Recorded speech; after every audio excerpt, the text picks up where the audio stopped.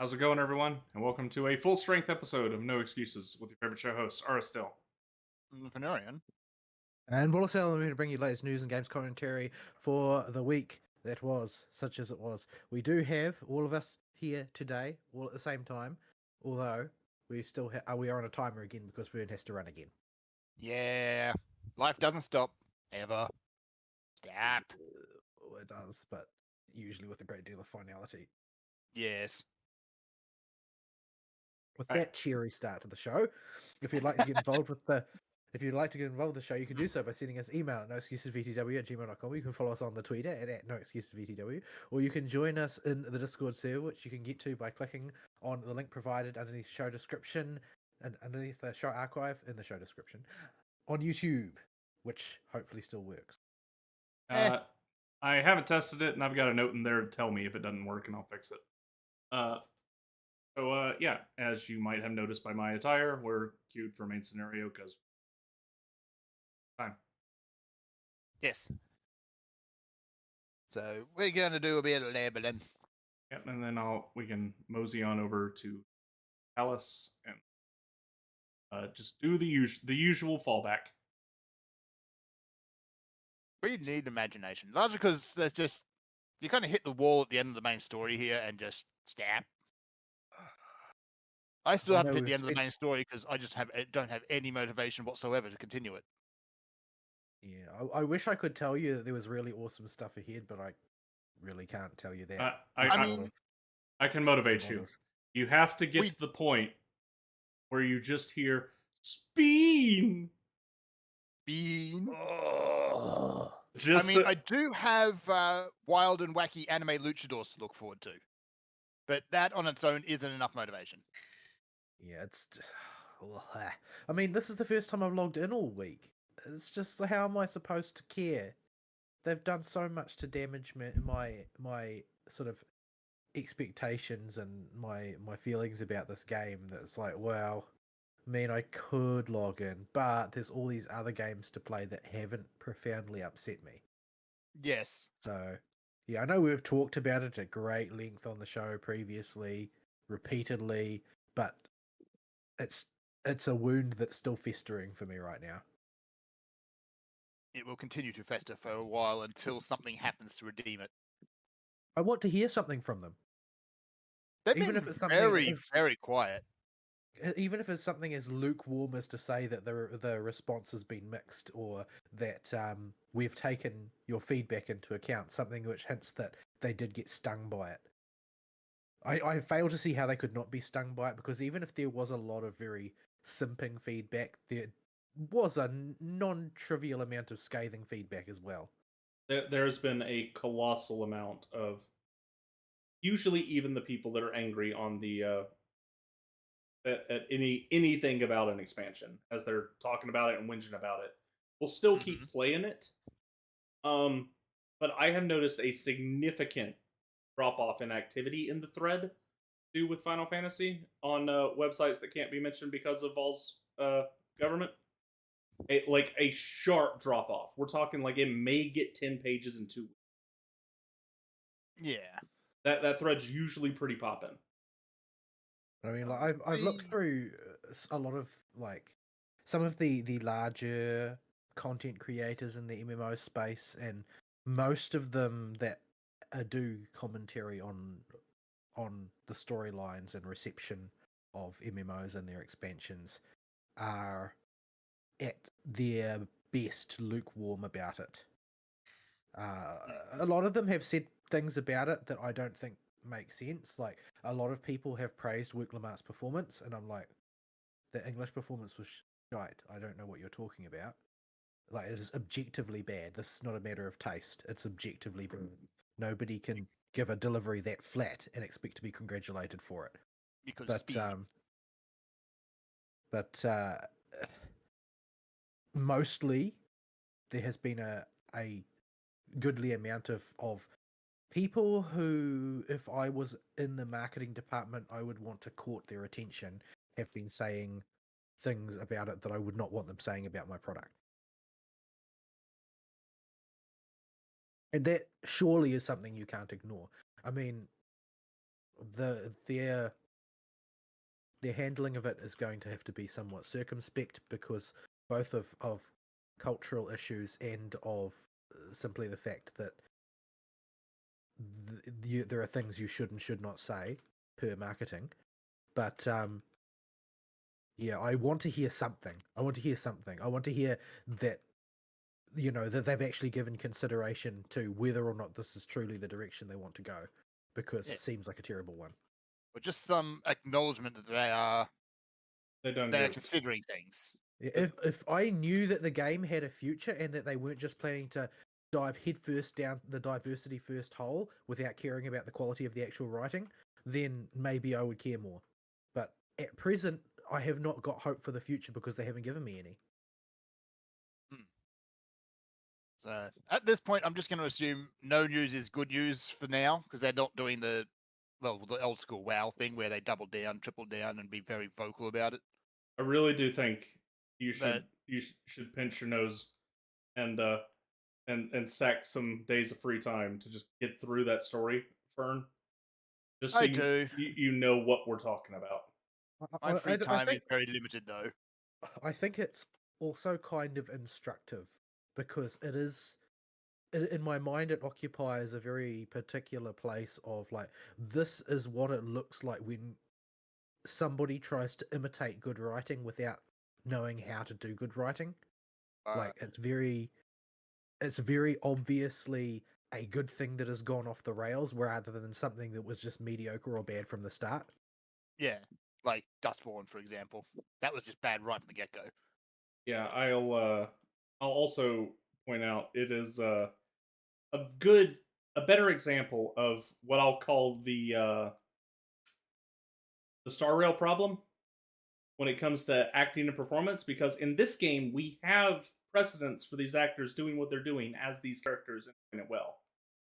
Yes. Yeah, but there's like a lot of very obviously this was done over the phone performances. There's performances that they were just given lines to read, obviously, and that was it. And I think that it really sticks out because it's the Scions that suffer from it the worst by far. Yeah. Like there's a lot of moments I think would have actually been perfectly acceptable, except the director must have been drunk that day or something. I don't think there was direction. I don't think any direction took place. Yeah, I think like they were just given lines to read in a vacuum without any kind of guidance. Yeah, the director was drunk the entire time and didn't turn up. They spend the entire plot waving the Scions at you as the Scions are going to do something cool now, and then we'll stay home while you and Wook Lamart go and investigate. So if that's the only thing you are having your former primary cast to do during the space of the entire game, well, why would you bother to give them direction? You don't intend for them to have any bearing on the story. The most of the cast appears to have gotten is a few notes scribbled in the margins, if that, of their script. Like as far as I can tell, there was no direction. And if there was, it was probably followed with, "You're going with that one, huh? Sure about that? We could do. Oh, okay." Yeah. Like, where did the budget go? Like, you could do retakes. You know that, right? The director's liquor cabinet. That's my only place. In fact, most English VAs, in the contract is, we have about 40 or 50 retakes for every line in the per day that you're here recording in the contract. Yeah. I mean, normally they will pour through version after version after version, and late in the piece, the audio director or the director will make the decision about which version they're going to pick. But here we get, this is Wook Lamont's story after all. Help me, Mr. Svarog. No, that doesn't even do Clara justice. Poor Clara. Oh my goodness. I don't know if maybe it's just that the Japanese version of Clara is like generic waifish cute girl, and I'm just accustomed to that. But the English version just sounds appalling to me. Doesn't even sound like a girl to me either. She's so flat. It's not a trained voice, because I have to be careful with the wordage here. It's just a girl that's really too old for the role and really, really bad at it with no range. That I think is Yeah. it, because Clara just sounds way older than she actually is. Yeah, There's I'm Farah. willing. I'm willing to entertain a range of possible ages for Clara because I don't think they really overtly clarify how old she is, but she doesn't sound like she looks at all. The voice just She doesn't match. No. she sounds like her voice would have been fine on Yanqing. Like that's how sort of ambiguous it is and how sort of like generic mid range it is. But yeah, it's the voice acting in FF14 being as bad as the sort of the amateur hour which Star Rail has got was not something that I expected to happen. I don't really know how that happened. I don't know how that was allowed to go live, but unfortunately, I don't think that they're going to like you're going to find more people who are willing to criticize the story than are willing to criticize the Western voice acting. Well, yeah, they're For not political allowed. reasons. Yeah, they're not allowed to criticize the Western. Like voice acting. if you're in Britain, you could go to jail for that. So yeah, there's it's not going to they're not going to get the information they need to do a good review of that. So I hope that they're paying close attention to the critics in Japan, because I think that the critics in Japan are probably going to be a lot less restrained as well when they decide they don't like it. Like they Yeah. don't have the CCP's social credit system hanging over them saying that they have to give a good review to the product from China type of thing. So yeah, I hope it's very unalloyed. Yeah, we got. But yeah, we went down that rabbit hole pretty deep. Yes, From the let's- introduction. That's a rabbit hole we've been down quite a bit already, so that's a well-worn path. So Well, I mean, it only goes to how important it was to us as a piece of entertainment and how far we think it's fallen. mhm. So To betray my I guess we'll jump in. customers, I charge extra. Oh my goodness. uh, Ari was tormenting me before the show by forcing me to hear the English voice acting of Honkai Star Rail, and I'm so glad I never installed that voice track. It's just appallingly bad. There's an event going on right now that's mostly unvoiced, but I got to whip out the English and demonstrate why I had to change the voice.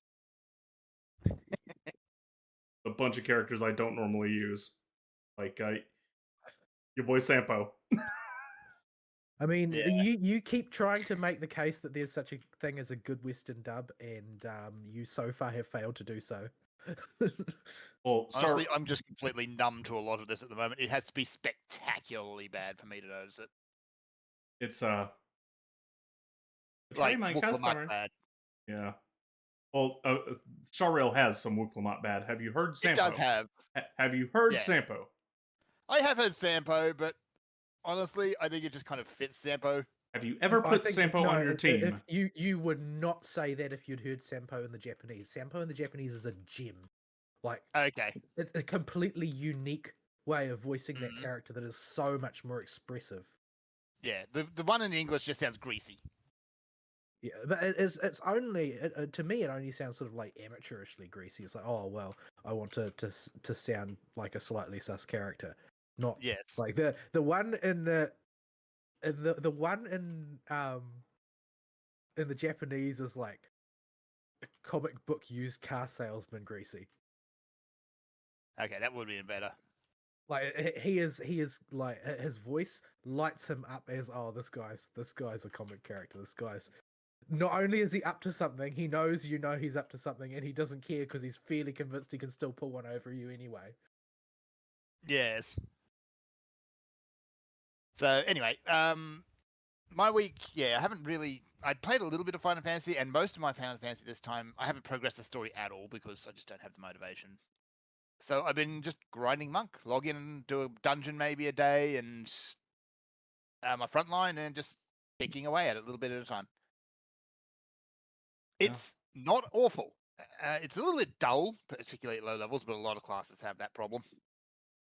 Yeah. I don't, unless they decided to re overhaul them all from the ground up. I don't think that problem's going to go away. Like, for instance, I'm playing Lancer here in this main scenario roulette, and I played Lancer in A Realm Reborn, and I had like 3 times as many buttons to push as I do right now. This Yep. is really like night and day, even though I'm the same level doing the same content. I had Yeah, two. could be worse, I suppose. Could be Black Mage. Black Mage teaches you how to play the class wrong.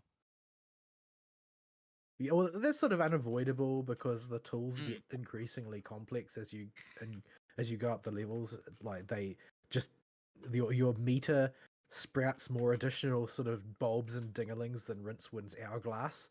But Yep. yeah, the Also, classic reference. Thank you.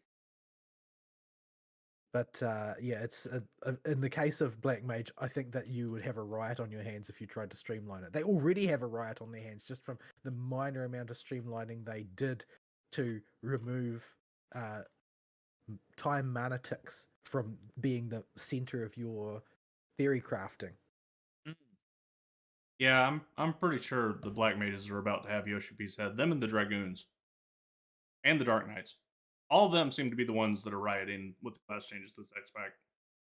Dragoons have just been given a tool that stops them from licking the floor. Of course they're going to be upset. Well, no, they don't have anything. Yeah, there's no mechanics left in the Dragoon class. They've all been taken out.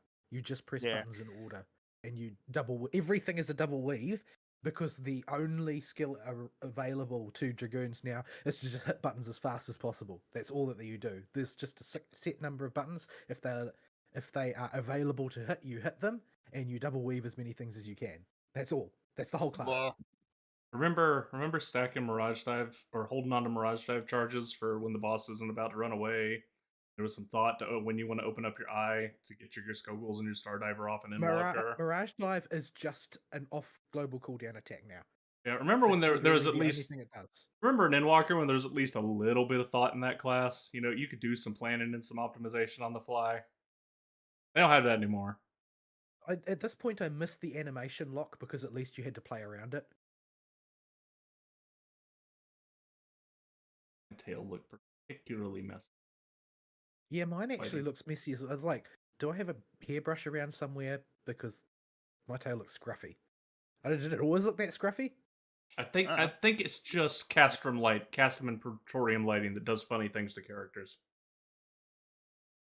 Well, right now I have a big old elephant trunk, so nobody knows it's me.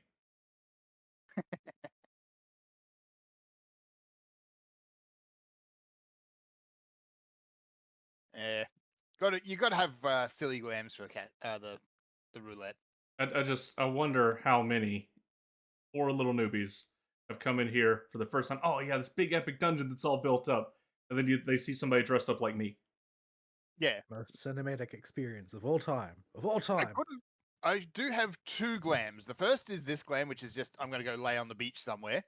The other glam is the 2B glam on a Hrothgar. Why would you do this? Because I hate myself. Those memes.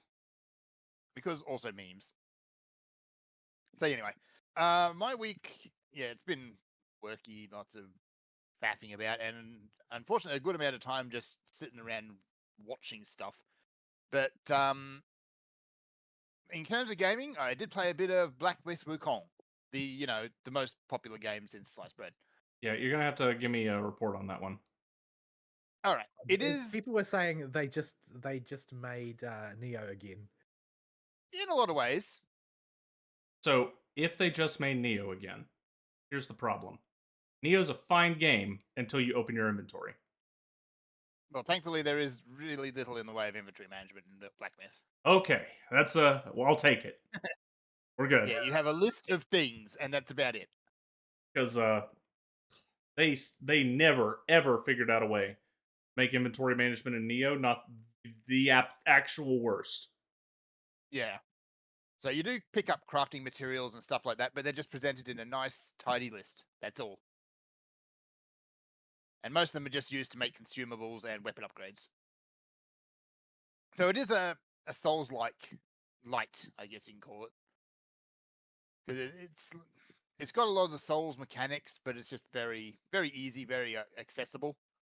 But that said, there is no blocking. So I've had to learn an entirely new skill set. Because that's how I do Souls games, is I tend to like block builds. Is it parrying or dodging? Are we at Bloodborne or are we? Okay, we're Bloodborne. Yep. A perfect dodge you are rewarded for quite heavily, and depending on what skills you're using at the time will determine how you're rewarded. But yeah, the system at this point in the game, I'm not all that far into it. I'm up to maybe the third major boss, the aristocrat in white, who is a snack because reasons. But yeah, Literature game yes, in every I guess. particular. So the I've story never for the read Journey game, to the West, so I wouldn't know. yeah, the story for the game basically picks up immediately after Journey to the West lets off with Sun Wukong facing off against the Legions of Heaven on his own. And it is incredibly spectacular. This whole massive cutscene of him fighting the Legions of Heaven, blah, and getting killed. You know, in the way that Journey to the West has people killed. You can't kill Which means that nothing Wukong. actually He's, died. Temporarily. yeah. Just temporarily, yes. So you are playing as the, I'm not sure, reincarnation, successor, inheritor of Sun Wukong. But you look the same, so I thought that the whole point of Sun Wukong was that there was only one. yes. Which means this is probably, hiccups. You are probably actually Sun Wukong, because you just start the game by standing next to the rock that he is supposedly dead in. But you're also missing most of your powers. Do you still have the diadem? No. Although that That did just- flare up initially in the first that opening cutscene. Just That's- one moment, I need to address Because something that would real be quick. the strongest evidence that you're not Sun Wukong, is that you don't need to be controlled. Because there's no way that the powers in heaven would let him run amok without the diadem on. Yeah. I'm not far enough into the game yet to tell whether or not the diadem's still there, because I haven't run into anyone who's actually able to invoke it. But it does happen in that opening cutscene. So yeah, Can't we'll remember see. anybody's name because I only know the Japanese names for them. So Yeah. Make sure you got an open slot, and I can. oh right, I've got a All right. slot there. Yeah, everything uses the actual Chinese names, and you go start running into Yaguai and all that sort of stuff. So yeah, it's fun. It's very simple so far, but having to actually learn how to properly perfect dodge. Whoops, I need to do this properly. Has been an experience. I mean, a game. I know, right? Did you ever play Liza P? I've got it there because you got it from me for Christmas. I still haven't gotten around to it because that's another perfect dodge one, isn't it? Or it's parries. It's parries. It's parries. Yeah, Liza P has one of the hardest learning bumps when you're first starting, but once it starts clicking, it starts clicking. Yeah, and I think I'm going to get the same way with Black Myth. There is a boss early on, like the first couple of bosses are pretty much just gimmies. You do run into a very fluffy boy right at the beginning, and he's pretty easy. Oh, got open slots? Yep. I believe so. Yeah, the Prophet in White seems to be like the first actual gatekeeper boss. Or the aristocrat in White, I should say. And he's also the first boss with 2 phases. There is another boss, a side boss early on, the Wandering White, which is basically a gigantic jade baby. And it's not that hard to dodge its attacks. It's very slow, very ponderous, and it hits like a truck until it cracks out the Kamehameha wave. And that thing is pinpoint accurate. They're teaching that to babies now. Man, after they used to be special. Toriana's not around anymore to make sure it's all kept and respected. Now everybody doing. Yeah. It's not the actual Kamehameha wave, I'm just going to call it that. But, because it's basically the same thing. Everyone knows what the wave motion gun looks like and what it's based off. Yes.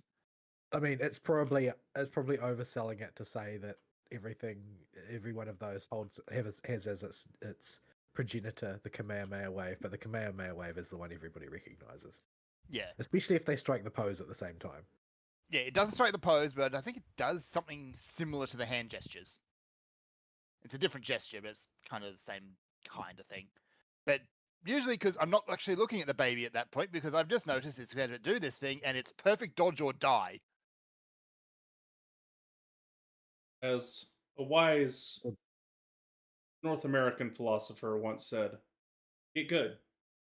Get good. So yeah, it's fun. I'm really enjoying the little bits of story I've managed to pick up so far. Like I said, I'm not as far into it as I'd like to be. And visually, the game is gorgeous. It's beautiful. Yeah, normally I'm not one to generally do. There's Yeah, games I'm from not- the West generally that have lost the zeal to make games beautiful. Yes. They kind of were getting close, and then they went off down these rather weird and disappointing tangents I because they think realized the Fortnite look is cheap. I'm not sure. Even if they wanted to make something that looked nice, I don't think Western devs remember what that's like. Well, it's not something that has been. It's not something. Beauty is something that has been explicitly degraded in Western art teaching. Like, to attempt to conform to beauty is considered to be a failure. Like, because they deny that beauty is a thing, fundamentally. And if you deny that there is such a thing as beauty, well, what can you aim for?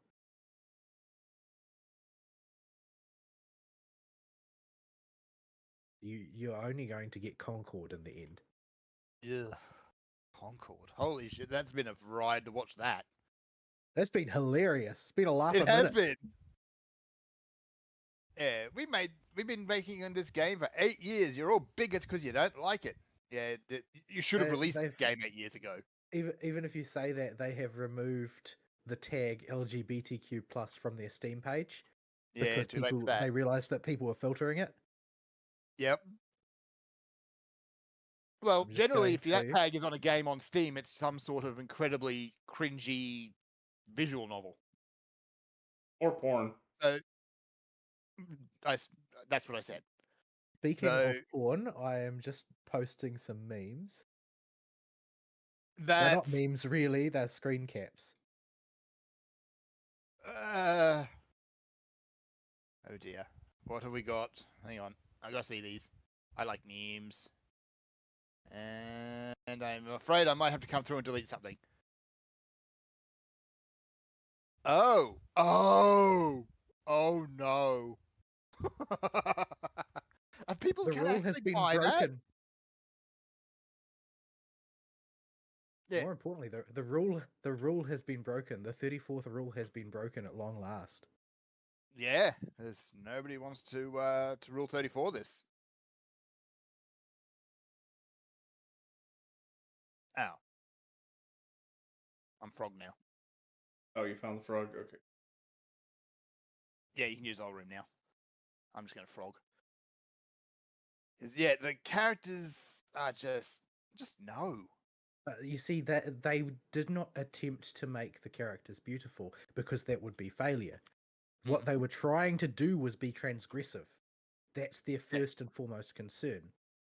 I'm going to one step further because you can have an ugly character, but they still need to be aesthetically interesting, and they haven't even achieved that.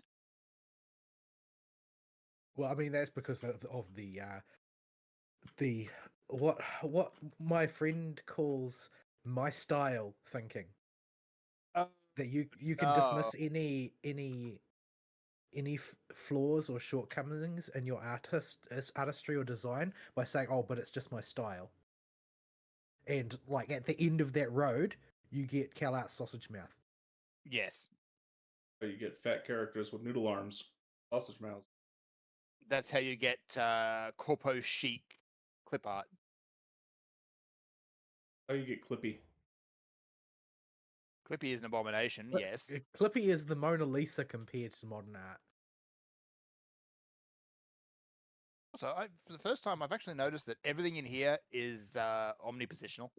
Oh yeah, they're all full circles here. Yeah. Otherwise, there would be certain classes that simply couldn't run through here. Like they'll be regarded as a non-event. Bad.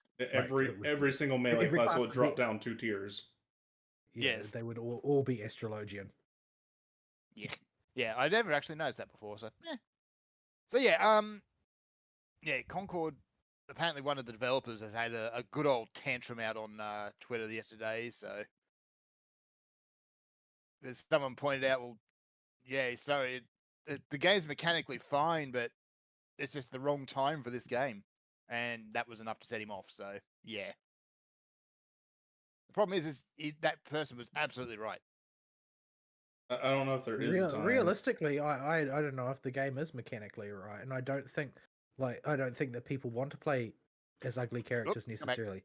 I'm fairly sure that wasn't me, but I could be Well, wrong. even taking that out of the yeah, that was me. Even taking that out of the equation, it's like it's a hero shooter that is $40 to enter, and at the moment there's already better, well-established games which do everything that Concord does. And they're another free. another hero shooter coming out that has infinitely bigger pockets behind. I'm just astonished that they still just decided to bull forward with Concord after watching what happened to Hyenas, which was essentially the same game.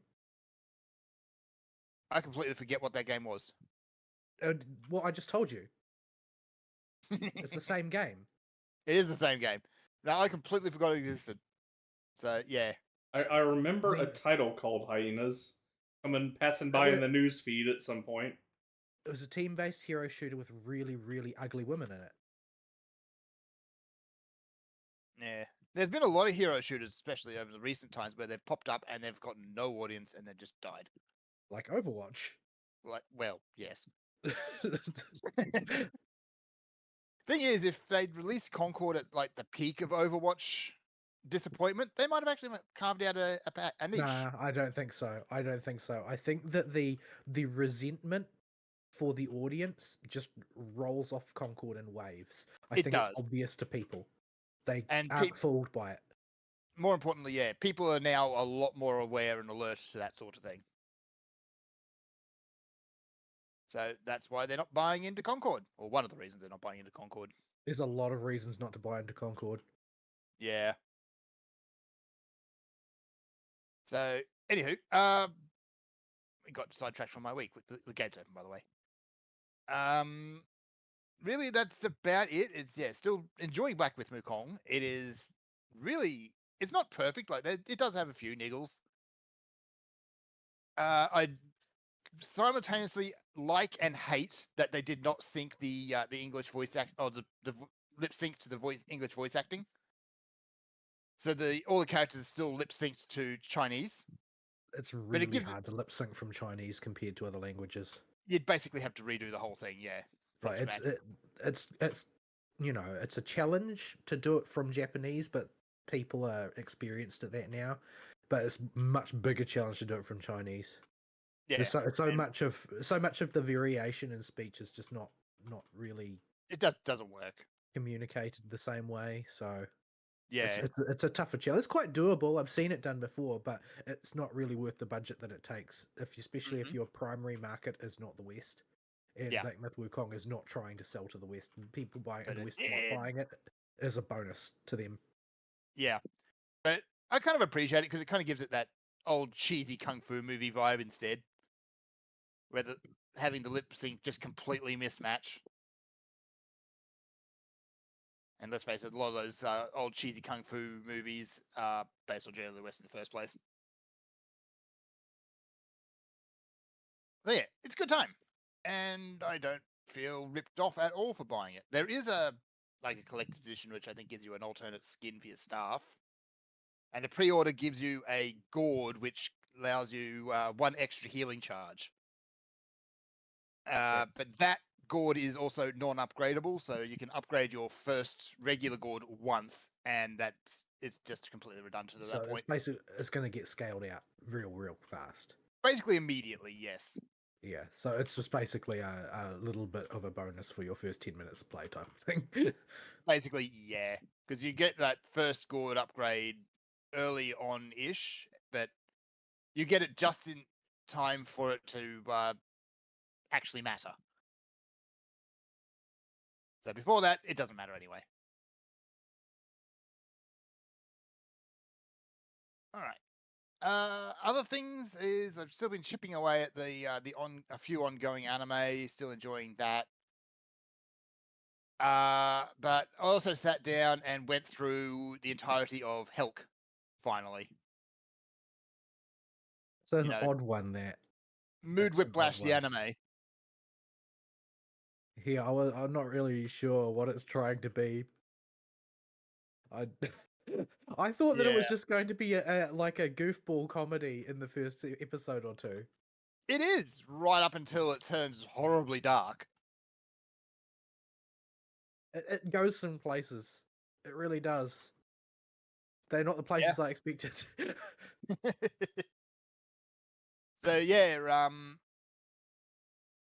yeah, those first few episodes, it has a couple of dark moments, and then it gets back to being goofy and silly with Helk and Vermilio on the island, and then all of a sudden, here come the humans again, and everything's terrible. Also, here's Helk's brother. Isn't he cute? And he's dying, and now he's a puppet, and now he's being manipulated, and now he's been peeled. Also, he's died like 4 times. This sounds incredibly The schizo. suffering never stops. The suffering never stops for that guy. Like, Yeah, he really drew a bad hand in life. he did. So it's a good watch, and I'd still recommend it to people. Just be aware of what you're getting into.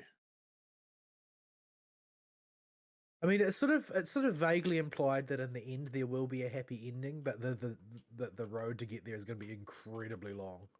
Yeah, I hope there's another season of it, because the ending, it just kind of stops right when everything's starting to turn around. Or is it? Or is it? And let's face it, that noble guy, Richter, or whatever his name is, he just needs his face pushed in. He's the sort of character, like, you just want to hate him after what he's done.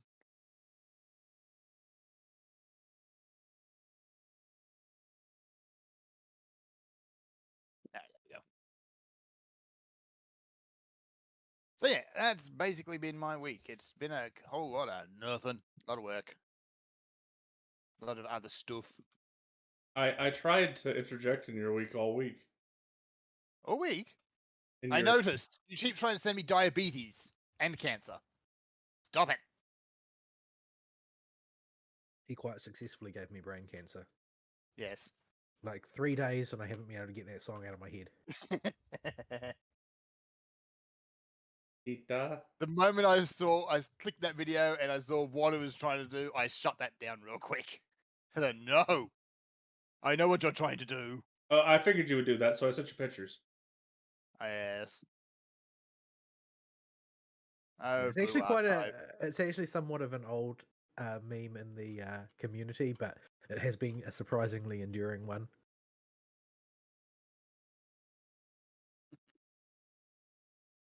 Be oppressing the Ganoids with this one.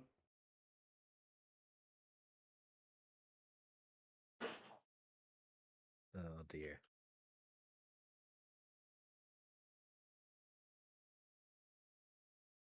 Oh my goodness, I'm never going to be able to get into combat, am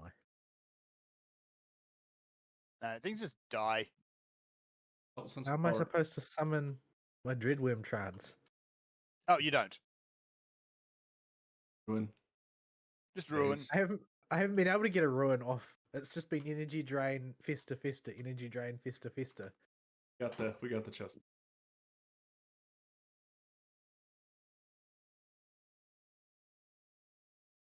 All right. So yeah, I'm gonna leave my week at that. Oh, what you been doing? Let's see. So Blue Archive this week. The framing device is that my week was very average. An average week for me is still quite unpleasantly busy. I'm hoping that will be on the downturn, but this week I had a lot of stuff to do because I'm trying to carve out a few days to visit my mother, who's still recovering from stroke. But she seems to be doing okay from what I've seen of her over Skype. I think she's more, how would I say, frustrated by her inability to do various things, then like she doesn't appear to be in any discomfort, and she's recovered like 99% of her ability to speak, so she speaks normally except with a slight lisp. But yeah, other than that, she seems okay. But is being very gently wound up by her inability to do the things she used to, because while she's gotten her speaking ability back, her ability to walk is a little bit more limited. She needs to use a quad cane to walk with, and her right arm is still not really responding very much. Like apparently there's been very small amounts of movement there, showing that it's still connected up. The wiring is still there, but she doesn't have very good command over it, even with a lot of concentration. And then there's a sort of the general burden that people recovering from stroke have of having to intellectualize all of their motor skills rather than just being able to do them on instinct. But excuse me. Basically relearning everything. Yeah, and what's more, you have to learn them with an adult's mind as a mechanical action. Like, okay, first I operate this muscle, and then I operate that muscle, and then I operate these two together, and that makes me grab a thing or whatever. So yeah, it's been quite frustrating for her. But since my parents are both retired, Dad's there to make sure that she's got someone to help her out with things. So good. Yeah. But yeah, I'm going to go briefly visit them. I wasn't able to carve much time out of the schedule since things start to go awry if I'm away from work for too long. Imagine Aristeal, if you will, just leaving the opossum to handle the business by himself for a week. They can't be as bad as the opossum. Probably not, because they don't have control over the money the way I do. Look, will the building have been burnt down and replaced with a monster truck? Look, if you come back to the office and you don't hear the words, "Oh, by the way, I bought a truck," or "So I was thinking about getting another truck," they're not as bad as the opossum. I can't believe he wants another truck after everything. I'm gonna kill him. Another truck? Yes. How many trucks do you need? Well, the one he got's a piece of crap, which I can kind of understand. It makes me and him sick to ride in it, but he spent the money on it already. It's paid off, and we don't have enough cash right now in the bank account to afford another truck. Mm-hmm. And trucks depreciate like you wouldn't believe, so there's no just selling it to get a new one. Well, he paid like $2,000 for that truck. Oh, well, there you go then. It's already at salvage value, so you could probably get salvage value again if you cleaned it up a bit. Yeah. But yeah, no, yeah, I think you'll be okay.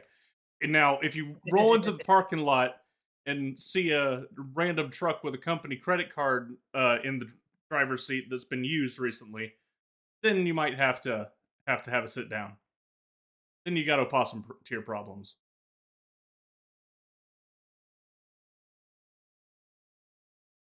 Oh yeah, dear. so I'm going to be away for a few days, but it won't run into the show. I'm going traveling from like Monday through Thursday sort of trip, because I want to be back on Friday to fix all of the things that broke during the week, sort of thing. Yeah, but during the week, gaming wise, what did I do? Let's see. So the Problem Solver 68 event in Blue Archive is live at the moment, and it is a very typical event of Problem Solver 68. And that nothing goes as planned whatsoever, and Aru tries to be villainous, ends up being heroic on accident, and then they make no money in the end. She's not a very good bit. She has a dream of being a hard-boiled outlaw. Does not seem to have a very clear idea how to do it, and has absolutely no instinct for it whatsoever. Like, she's always thinking about the well-being of people around her and trying to avoid collateral damage and so on and so forth. I think she just likes the aesthetic, really. I think she could make it work. She could talk to Hasumi. I'm sure they got a spot on the Justice Task Force. They all wear black. I don't think that Hasumi has a very high threshold of tolerance for Gehenoids.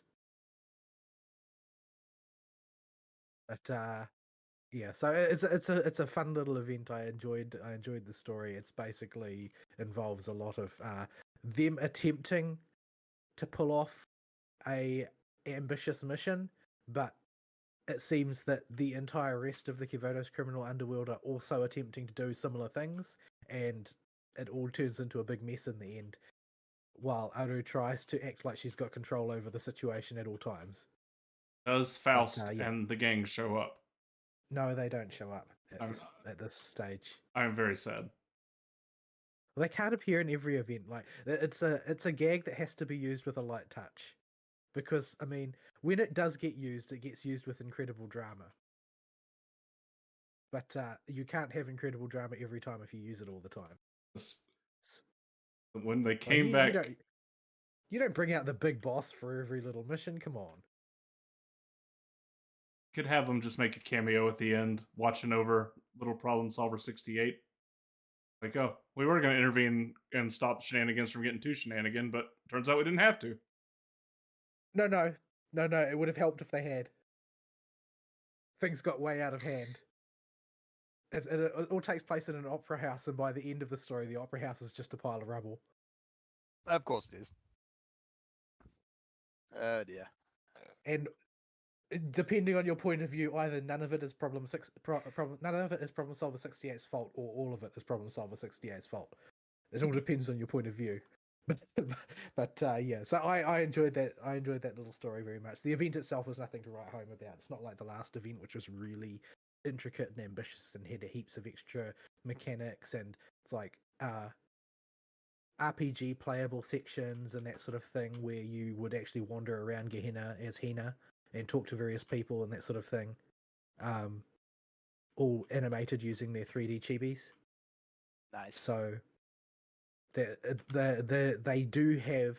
It would have taken a lot of production time to do an event like that, but they've got the assets now and they've got the mechanics in place, so they could do it in future. But it takes a lot more work than a conventional event, so they'll probably only do it for like anniversary events and that. But yeah, more or less business as normal. I haven't pulled for Dress Aru or Dress Kyoko. How could you Dress not roll for your Kyoko's- waifu? I guess I've never really thought of Aru as being waifu. How could you like- not pull for your Aru? I mean, Aru doesn't really have any waifu characteristics. I don't know. Like- Given the tier of waifus we get these days, I'll take it. It's far from the most broken thing we've seen. But yeah, Dress Kyoko is a odd character who is basically, I don't even know how to describe it. She's basically in execution. She's just functionally a worse Mika. And I suppose that's really the problem, is that Okay. there's basically no situation where you would use Dress Just- Kyoko that Mika wouldn't simply be better. Is she also yellow? Yes. I think. Yes. Yeah. Mika really has distorted the single target yellow role. Yeah, it's pretty much all about the Mika now. By contrast, Dress Aru is quite good. Dress Aru is basically, buff-wise, she's an on-field Himari of sorts, or maybe more like Akko. Basically, she gives the single biggest crit buff in the game. When you take all of her bonuses into account, meaning that if you put her on the field with Mika, Mika turns into an even bigger juggernaut. About to say. Also, she is yellow. So yeah, she's basically a shoo-in if you've if you want to put another buffer on your team, like due to the sort of the general cumbersomeness of using Summer Ui, who is incredibly good. If you're using yellow DPS that specialize in crits, I would say that Aru's the better on-field option, probably. The people who are into the meta say that Aru is Dress Aru's only a must pull if you are mauling over the meta. Like, you just don't need her for normal clears. If you want to participate in Torment, then you do need her, because she's basically another one to add to the collection, along with Aru and Himari, and that, who give huge buffs to things. With Aru's major weakness being that she's on field and can therefore die. But yeah, I haven't pulled for either of them yet. I've got the resources to, but I think that I would probably have to check who's coming up to see if there's somebody more important coming up that I want to save for, because I spent quite a bit of resources on Makoto, because the gacha hates me. Good grief, where are all these monsters coming from? Treasure room. Well, it was a treasure room.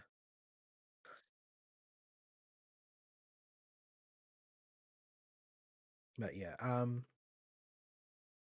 don't think there's much else to say about that. It was a good event. I enjoyed it. It also doubles as the Valentine's event, I think. I mean, of course, it's out of sync with Valentine's Day because of the different pace and release dates. But it doesn't actually mention Valentine's Day at any point. It just obviously just happened to fall around the same time, and so it does have the Valentine's events are all sort of tagged onto the shop. You can spend event resources to get Valentine's Day events for characters you haven't seen them for. So yeah. Moving on. I don't think I really did anything in Genshin this week. Genshin's sort of in a holding pattern at the moment because everybody's holding their breath waiting for Nutland to come out. The media surrounding Nutland has been a bit has not really revealed anything over the course of the week that we didn't already know.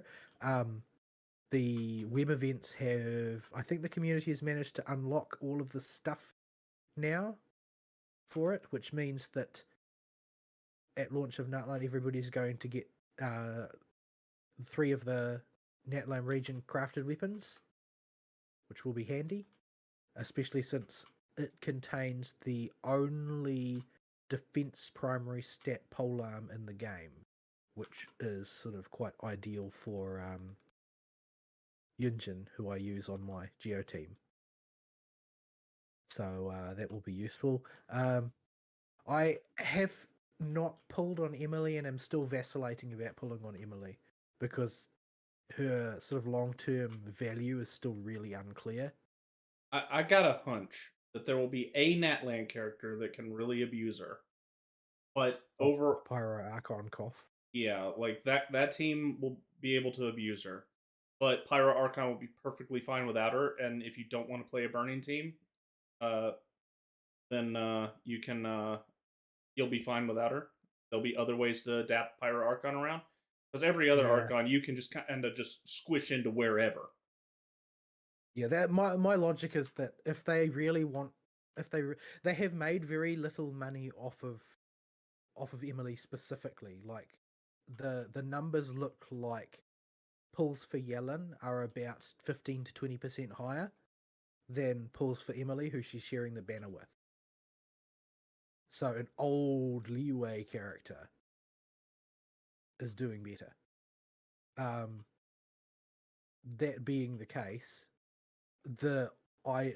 when they clarify the burning archetype in future, they will almost certainly do a rerun, and I think that will probably be the way to go. And you don't know what's going to come out in the meantime, so yeah. And you holding your courts right now for any of the Natlan characters is the way to go anyway. And then in addition to that, you need to hold your courts for your own shuttlecock. Yeah, well, I mean, the thing is that if your interest is burning, then Emily is better than the shuttlecock. But that's about the only use case where she's better than the shuttlecock.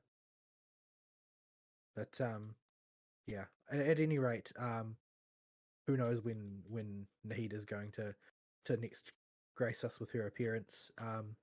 The two Farina banners, the last two Farina banners, were actually surprisingly close together, so it's not unfeasible that she couldn't put in another appearance before too long.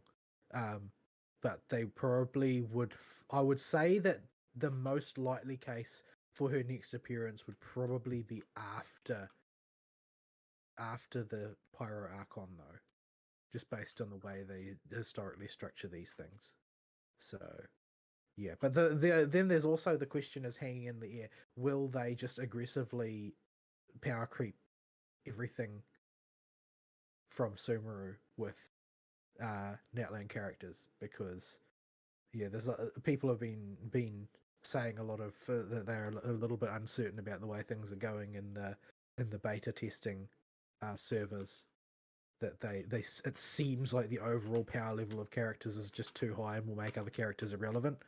The tuning direction is not finalized, of course. They could still tune things down a bit, but there are some, there's some damage per screenshot shots floating around out there showing like the Hydro Girl hitting for like 4 million and that sort of thing.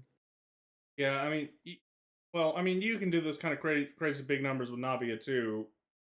If you've 4 got, million, really? I don't know what type of numbers we're talking about when it comes to the actual numbers the game outputs, because I don't pay attention to the actual damage values that much. Like a big Navia hit is usually like 700,000. Yeah, that's 4 million. Yeah, if you got gear, it's 700K. I don't know. Yeah, I just whenever I see stuff coming out of the metagamers and the Hoyo community, I just like, all right. Well, the thing is that you're talking about the wrong crew here. You're talking about the community that are discussing things that are coming out. You're not talking about the people who are actually leaking and data mining from the closed beta test, because those people have the actual figures and actually have hands-on with the thing.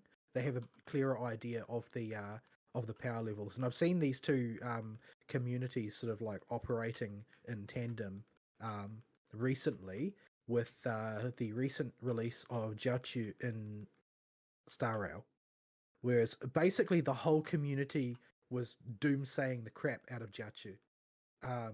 Say, oh, he's nerfed. He's not as good as Greenifan. There's no reason to take him. He offers some advantages, but they're relatively minor compared to a 4-star. It's not worth blowing all of your Stellar Jade when Face Shell's going to come out soon, and so on and so forth. But when I actually looked into it, there was sort of like an undercurrent of those people who are in the leaking community who were like, no, you don't understand. It's not about his numbers, it's about his QOL. His numbers are adequate, his QOL is through the roof. Anytime where you've got multiple waves, he's going to pull ahead of all the other Nihility supports. And this did 100% turn out to be the case. The entire chattering community was wrong. He is not an inferior version of other supports. He is not even equivalent to other supports. He blows the other supports out of the water in that particular roles that he's good at because of his quality of life, which is what the people who were actually doing the leaking were saying, but they were being drowned out by the people who were just looking for the EP numbers. So there's more than one actual segment of people discussing mechanics here, and while the hit rate of the leakers has not been perfect, I've seen them get things very wrong before as well. It is a lot better than the chattering community, which appear to have an almost perfectly inverse hit rate. Remember Klee.jpg. Well, in the environment that Klee came out, she actually was pretty good. She was actually really, really powerful. The problem is that environment was the environment of which what's his name was king. Great sword guy. Batman. I mean, you could call him Batman. And that was the environment where personal numbers mattered the most. The problem with Klee is that she entered the meta at a time where they were purposefully phasing that out. Because that's always the case at the launch of one of these games, right? The personal numbers of any particular given character matter a lot because all of the parts aren't properly in place yet. All of the people haven't leveled up their teams and their skills and their artifacts enough to actually leverage the quick swapping mechanics properly. So what dominates early on is the Diluc with his stats through the roof. And Klee had stats through the roof compared to every other Catalyst user in the game. When it came to raw output, she's better than everybody else. The problem is she doesn't work in a team. There is a whole bunch of problems with using her in a team. Largely, like if you want to look at it at the deep theory crafting level, it's to do with internal cooldowns and pyro application and element overwriting and pace of element application and that sort of thing. Like, the reason why Xiangling is the gold standard for pyro applicators is because the pace that she applies pyro at is perfect for basically every team that want to exploit it. Klee's is not. Klee's is a mess. I was honestly just trying to. I was honestly just trying to set up a parabolic arc joke. Well, the thing is, the parabolic arc is usually only a problem in the overworld. Usually, not exclusively. I have actually run into problems with the parabolic arc in combat, but they're quite rare relative to the overworld. But Klee's numbers work fine by herself, but the problem is that as a member of a team, she just doesn't really function.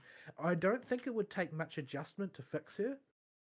She just needs to have basically sort of like, she just needs frame data adjustments, really, and a few sort of like retooling of the background and maybe updating a few of her older mechanics, and the armature of Klee still will work just fine. She will still very obviously be an old-fashioned style of character, but she could work just fine. It's just that her numbers only work in that environment where personal numbers are king. Because at the time, her personal numbers were actually really good if you had the right kit for her. Nowadays, where it's the team that matters, and realistically, the problem right now is that aside from Nouvelette, the only thing that matters is how good your Hyperbloom is. That's a problem of its own kind, and it's sort of like the reverse problem, where originally nothing mattered except having one character with the best numbers. Nowadays, very little matters except having, Dendro, Hydro, Electro, and good characters of all three in combination together, and then get the Hyperblooms rolling, and you're good. But yep. We can meme team with our Ningguang and Navi all we want, but there's a whole lot of variables in that, namely crit and where the crystals fall and being able to vacuum them up and not, and or the crystals always fall underneath the wolf stangly bits. Yeah, or you could do the much more sensible thing and just take a picture of the boss with the shuttlecock and have Barbara and water animal buddies make a whole bunch of blooms and then go have Kalern to whack them all. This will always work in every scenario. There is no situation in the game where the strat won't work. And since the Hyperblooms are homing, you don't even need to aim. Yeah, there's a lot of rather degenerate things about the way the meta has evolved in Genshin. It's sort of the onus at this point is on Natland to revamp the meta, and they usually do. When a new zone comes out, the meta usually shifts pretty dramatically. So yeah, I suppose it remains to be seen what Natland does to that. But in the meantime, I haven't really done very much with it. I'm sitting on a modest mound of quartz of Stellar Jade right now. Not Stellar Jade, Primogems. I'm sitting on a modest amount of Primogems right now, probably enough to pull right to hard pity. Like two sets of losing my 50-50. Although, it's going to be 45-55 when Natland comes out due to the extra mechanic. But yeah, I'm I'm tempted to pull, but I think it's just rather than being tempted to pull for Emily, it's more being tempted to pull for a character, which is of course what they want you to do. But yeah, I mean, Emily seems like she does decent numbers for a burning team, but like decent numbers for a burning team is not better than decent numbers for a hyperbloom team. And I might as well just spend that time farming up skills for Dendro Traveler, who I've got Dendro Traveler's energy regen absolutely off the chain by this point. So she's actually relatively useful in the Dendro application role and more consistent than what's her name? Yeah. So It ain't hard yeah, to be more consistent than Yao Yao. My level 40 yeah, no less. But there's not really much of a motivation for me to go and try and build a burning team other than to give me an excuse to use Klee. So yeah. I kind of really want an excuse to use Klee though, because I kind of like playing Klee, even though it's frustrating at times, like anytime you want to light a torch. But yeah. Anyway, that's that. Star Rail is doing the Friendship is Magic event. Yeah. That's literally it's literally a Friendship is Magic event. They aren't even trying to conceal the references or make them tongue in cheek. No. They just have the main NPC watches My Little Pony and decides that he wants to emulate it. Main NPC is a trash can. Yes, the main NPC is a trash can. There's been heaps of whinging in the community that, oh, I'm sick of the trash can meme. Well, screw you guys. I'm not sick of the trash can meme yet. Funny. Like we will be done with the trash can meme when I say we're done with the trash can meme. But yeah. So this is an interesting little event which is clearly designed to showcase what is likely to be new character ability variants, except in trash form. That is to say summons, basically. So the event is based around different mechanics that are applied to summoned trash can minions that you summon, who do various things in combat. And the fights themselves are nice and simple. They're not difficult to do. You can usually bull your way through them without too much thought. It is possible to lose, but you practically have to try to do so. Provided that you just keep moving forward, you're going to eventually get through it. And honestly, I don't mind having events like that are really, really easy to progress through, because there's heaps of really, obnoxiously balls to the wall content that's going to, bust your balls if that's what you really want. Like, you can crank your Divergent Universe difficulty through the absolute ceiling if you want, and just get destroyed by everything if that's what you really want out of life. And you can, clear Memory of Chaos with max stars, Pure Fiction with max stars. There's tough content already. I don't really feel the need for the event content to also be brutal. So I'm quite happy when it's reasonably simple, especially considering the rewards are not too high. Like, there's only about 500 Stellar Jade or something in this little event. But that's fine. The event is just meant to be a joke anyway. Weaking. Stap. It's just an opportunity to get March 7th's name wrong repeatedly. Yeah, okay. Yeah, I do want to play more Star Rail, but because I installed it on my tablet and the game is too big now, I need to do some upgrades. I would just play it on PC. Yeah, but it's the sort of game I like to play when I'm just laying in bed and trying to zone out, so it's good for that. Up until something happens that you really need to sit up and pay attention to anyway. You also play with the English dub. Ugh. Yeah. Ugh. Yeah. Every time I hear it, it just makes me implode into a cringe singularity. Like I said, I'm numb to it. For my customers, I charge extra. Ugh. Tell me, Mr. Svarog. Anyway, so Emote, yeah, damn you. other than that, I haven't done much in Star Rail this week, other than get absolutely teabagged by the Kafka boss in this current cycle, of the boss end game mode.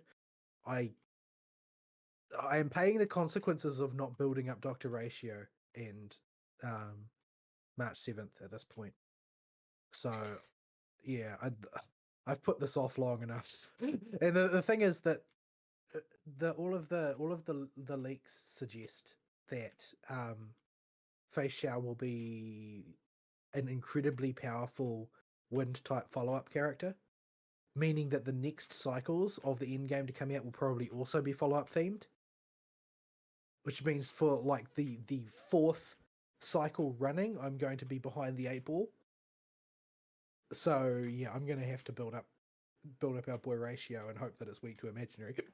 I hope that they don't do anything as cruel as make it not weak to imaginary. Oh, you know what they're Really- going to do now, don't you? Every boss has at least 3 weaknesses, but for some reason I never seem to have the right right dudes. Like, I don't know. Believe in the power of mahjong.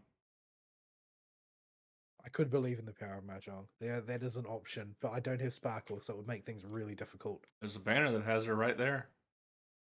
Yeah, but I want to pull for Lingsha, so that's what I'm saving my Stellar Jade for. I had a crisis of judgment where I've been planning to pull for Lingsha since she got announced, just because she's pretty, and that's about the only reason. I don't technically need her, but everybody else is like, "Oh, I'm not pulling for Lingsha. She's so ugly." And I'm like, "What is wrong with my taste?" Anyway, she's a Fire Abundance character who is going to probably, by the looks of the way it's structured, she's likely to be one of the first characters who is going to begin using the summoned companion type of skill structure, because she summons these little rabbits basically that do damage and healing. Oh, you lost me a rabbit. Yeah, I've already told you about this in the past, but well, I call them rabbits because I don't really know what else to call them. They look sort of more like carbuncles, but yeah, and her skill basically, like, her skill does stuff, but her skill's mainly to do with improving her summon companion and advancing her summon companion's actions up the stack and that sort of thing. And she also plays quite strongly into Super Break, and since I've got all of the pieces for Super Break, I might as well keep my Super Break team up to date, since, you know, I'm already passing up keeping my Acheron team up to date, because pulling for Jiaochu is the ideal move if you want to keep your Acheron team up to date, but Jiaochu is a dude. Penis. Also, I'm really not too keen on his character yet. Like, he's clearly hiding a lot of things, and I'm like, I don't really, a bit lukewarm on this guy. My suspicion is that he's probably not as straightforward as he seems. There's a lot of the suspicion going around in the community that he's actually a self-annihilator. Not an emanator like Acheron, but still somebody who's been affected by nihility. Judging by some of his behavior, that might be the case, but I don't really like him as a character as yet. He seems kind of shady. Like, I don't know. There's you have various run-ins with him in the event where you help March 7th become a swordsmaster, and he seems to be an incredibly sketchy bloke who is ostensibly helping you, but more or less seems to be just laughing at your expense a lot of the time. But yeah, so I'm not really planning to pull for him. I was very, very close to pulling for Huohuo, and I might even regret not pulling for her in the end, because she just plays into Dot so well. And if they bring Dot back into rotation again, which has been a while since Dot's been in rotation, so it's possible, if everything wasn't so follow-up attack centric, that they might bring Dot back into rotation for the in-game modes. But Huahua is basically the ideal sustain for Dot, and I do not have her. I always Well- have to use another inferior approach. Having finally got their Woho activated, I don't know how anybody plays without Woho. Bro, I was playing with Natasha up until recently. Like- She was the only sustain that I had, Like, and she is the worst sustain in the game. I start a fight, the boss gets its super fast turn, and it's like, okay, I'm gonna get whopped. It's gonna debuff all my characters. The turn rolls around. Oh, that debuff just went away. I didn't even have to push a button. Yeah, I have to spend a skill point with Natasha every time I need to remove a debuff. That was my experience. And I still have to do the same thing with Gallagher on Gallagher teams. I have to spend, but those are both 4 stars. You see. Yeah, I had to this push a is button until I also- turned her on, and then This is also why nobody uses Bailu. Because no matter how much you build Bailu up, she can never do that. I have an E2 Bailu. That's special. I think every 5-star I've gotten from the normal gacha or from failed pity has been Bailu. The Dragon Lady loves you, I guess. I do like her as a character. I think Bailu's a very fun character. But yeah, she does tend to crawl out of the gacha altogether too often. Yeah, at least At your least you Bailu haven't- was a bonus Bailu. I've gotten I get worse than Bailu. I get Yanqing, who is even more useless than Bailu, out of the gacha repeatedly. I think I've got him at E2 as well, actually. And he's like, I don't know who to compare him to. He's like almost like a prototype of a character, a DPS character that was designed to be a hyper carry before any of the other mechanics in the game were designed. So basically, he loses all his buffs as soon as he takes damage from any source, which is about as useful as it sounds, considering everybody's taking damage all the time. So the only way that you can use Yanqing is if you have a foolproof way of keeping a big shield on him at all times. And also taunting off of him. So that means you can't use March 7th, because March 7th's shield pulls aggro. You can't use Jeopard, because Jeopard's shield doesn't cycle back fast enough due to his lower energy regen. The only thing that you can use is Aventurine, and Aventurine's shield may or may not be big enough depending on the fight in question. Right, we're at an hour and a half. We should probably go to a break. No, If you don't- that's the way you want it. So that Fern can so we can recombobulate. We don't want to miss Earth's email again, and Fern has to bounce at the end of the show, so I figure we go ahead and break now, and that'll be a good point. All right, here's the break screen, folks. I'll mute that's the wrong break screen, folks. That's the right break screen, folks. I'll mute our mics, and we'll be right back.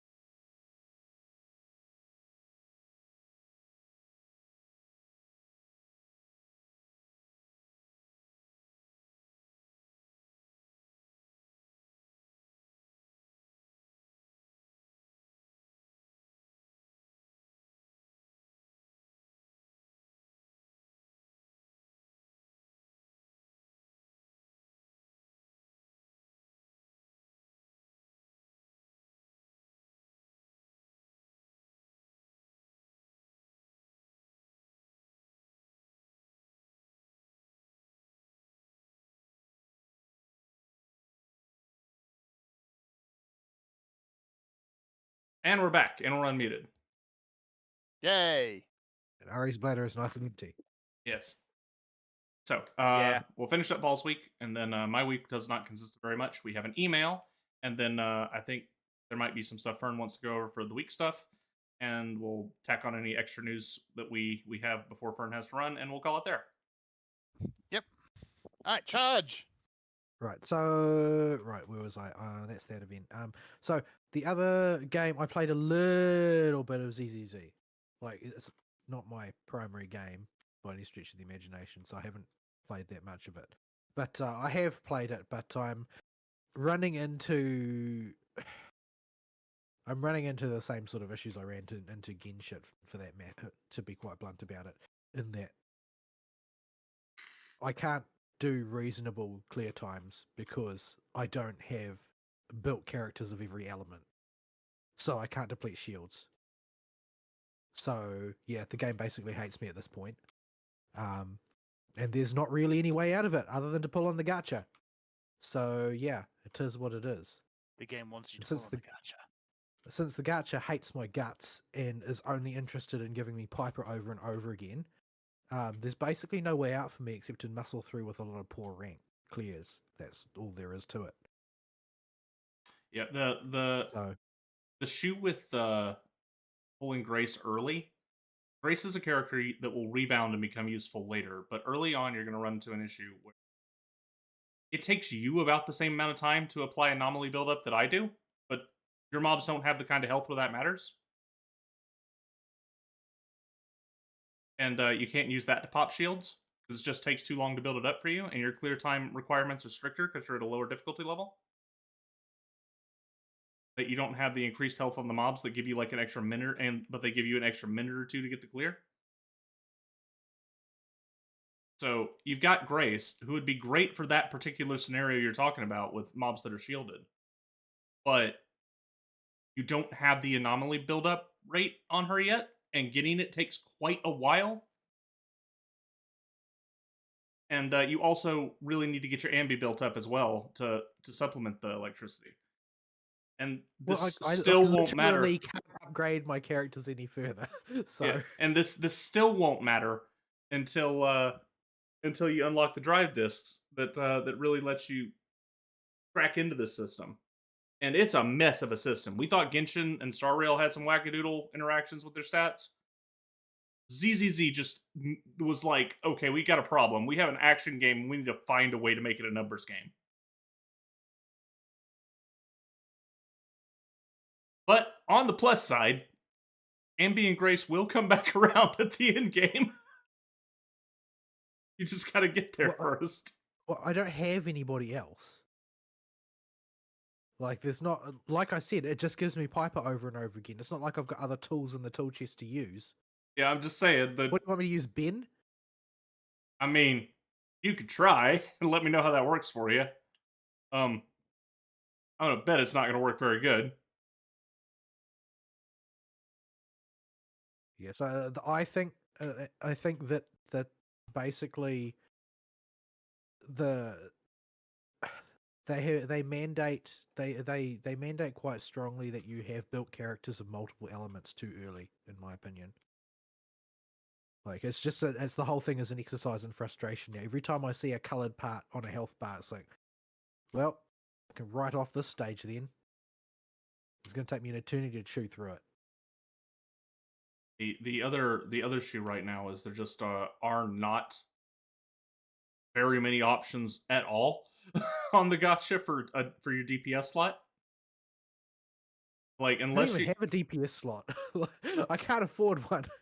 Yeah, well, that's what I mean. Like, even if you could pull on the gacha and get more than Piper, the best you can hope for is more Ligmas for Corrin. Like, your pickings are slim. It's not. It's like I haven't seen any physical shields yet. That's not been the problem. The problem is all of the ice shields everywhere. For some reason, at the moment, it seems to want to put ice element shield on everything. Yeah, it'll do that. I can't do anything about that at all because I do not have a furry on my team. Is this why the furry is so popular? I Because ha- harder, everybody's I got a freaking ice shield. I have not encountered any ice shields with the stuff I'm regularly farming at level 50. Level cap is Well, I'm 60, not by level the way. 50, so So, but yeah, the furry is OP because he synergizes with the freeze team and can stun as fast as Ambi. And freeze is a much better debuff than shock, but you need all 5 stars to make that work. Well, 2 5 stars and Shukaku. I'm bad enough at action games at the best of times, but having the actual mechanics working against me as well is just incredibly frustrating.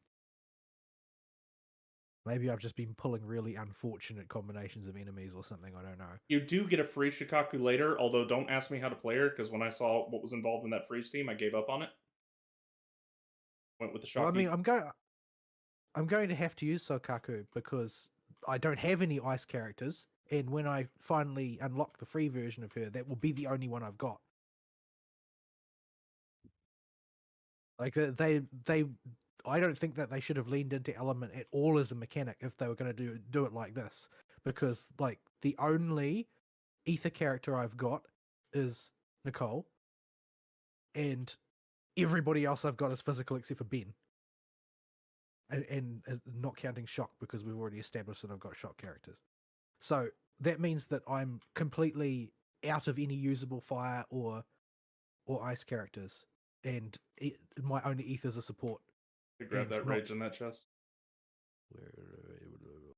So yeah, I think that they should have done the Genshin thing and be more aggressive about giving the element to everybody in a usable fashion.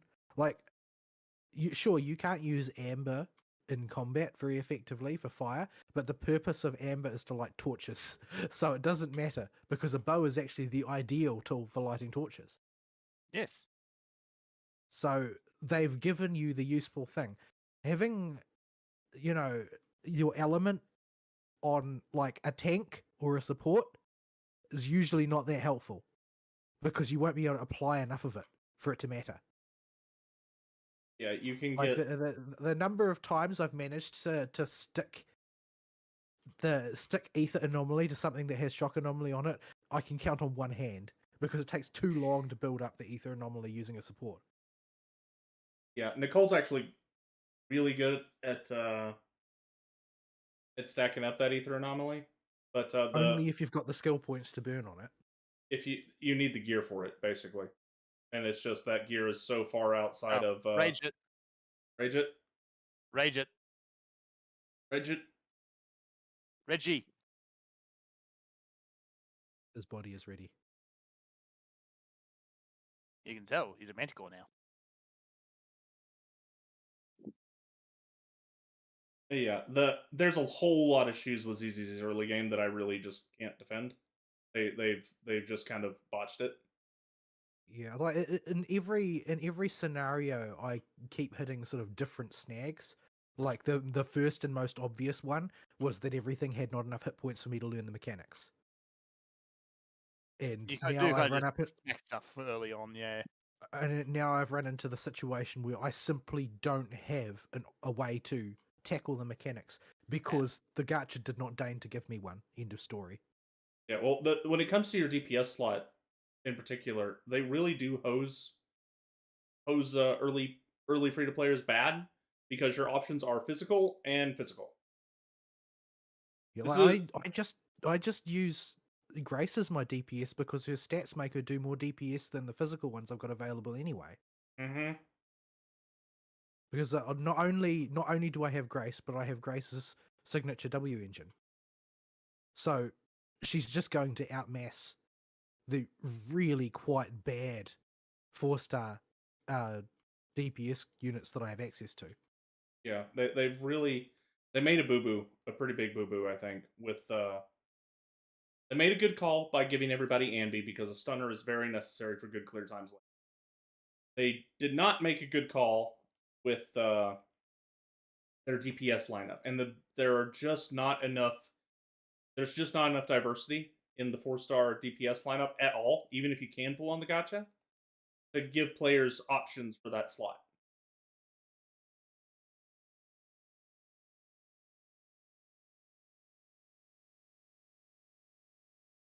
So yeah, that's been a shoe that I've known has been a thing in the back of my head. I pulled 4 Zhu Yi specifically because of this problem, where the DPS slot just kind of sucks, and Ellen really only works in the freeze team.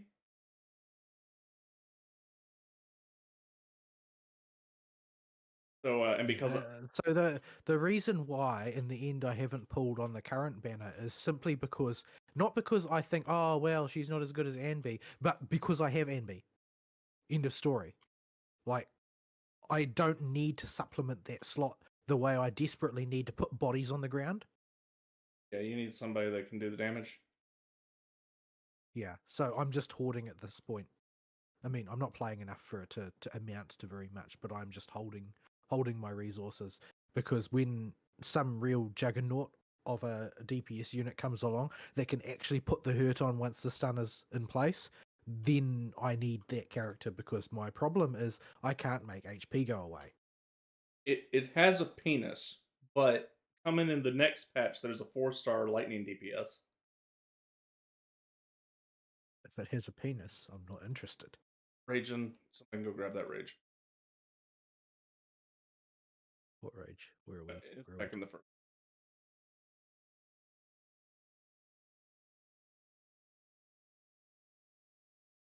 Yeah, I think I'll probably just wait for Miyabi to come out or something, because they will definitely make her OP. Yeah, there's a lot of there's coming up, but even more so than in other games. In Genshin, there's traversal, but in ZZZ, it's an action game. It really, I think they could have stand to wait a little bit until they had a bit more of a launch roster. I get that they wanted to get this out and start getting money on their returns for the development time they put in, because they clearly put a lot of money into very specific scenarios in this in this particular game, with some of them cutscenes just had all the budget. Oh yeah, they do. But yeah, the early game has got a bunch of road bumps. Yeah, and I feel like most of the experiential stuff hangs together relatively well. I feel I do feel a lot of the time like I have 1,000 people asking me to do 1,000 things, but generally speaking, I feel like it hangs together all right. I have seen the Brofist now. Ah, yes, you have bro-fisted the backhoe. Yes, now that was certainly a thing that happened. I love all the Billabong Anyway. Industries, everything. They're great people. Yeah, they're pretty cool. I find them quite very entertaining people. Ben Yes, does have a Little Girl, secondary Little use. Man, Little Man, yeah, Backhoe and Bear. If you manage to pull little Bellabug girl, the new CEO, that's not her Coletta. dad. Yeah, Coletta. Ben will augment her basic attack combo. Yeah, I used he them in does. the trial mode to see that. And he Which continues to do it even if he's on your team and KO'd. That's that I find a little bit questionable, because it sort of bolts those two together. Like, what is the use case for using Collider without Ben in the team? And that means you need to have a use case for putting Ben in the team. Like, if Collider has a penalty to her performance because she can be augmented by the presence of Ben, then there's never going to be a reason to use Collider if you can't also take Ben. And since there's never a reason to take Ben, that means there's never a reason to take Collider.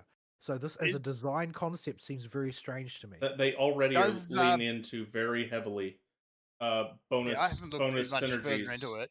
bonus synergies between just passive synergies for having people of the Yeah. same faction. Some of them have But an additional this caveat. This is not about that. This is about a specific character who has no other use.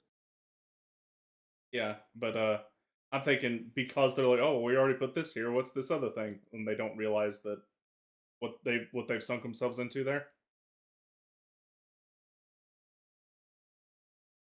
So what is the use case for Ben?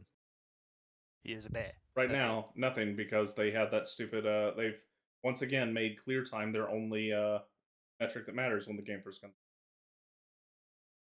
Isn't he supposed to be a tank? Supposed to be a defense. but if he could, if rather than tanking, he could no sell damage, and that you could get ranking by taking no damage just as well as you could by clearing quickly, then there might be a use case for him. The problem is when your only metric of scoring is clear time, you have Ben on your team, you are not able to be proactive and deal damage, so no matter what, you have to sit there and play by the boss's timer.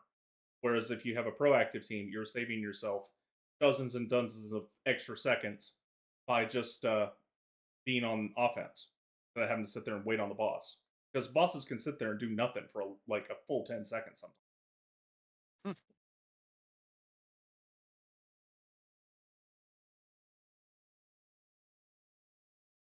All right.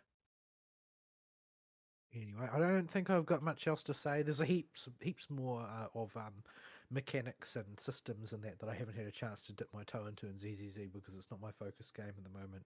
But yeah, I'm still pretty bad at it. So even as much of a Fisher Price baby's first action game as it is, I'm still building a skill set that I just don't have. So it's taking time.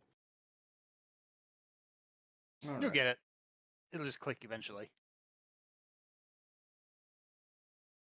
I'm the sort of person who views ever taking any damage as an abject failure. So it's going to take a lot for me to be satisfied.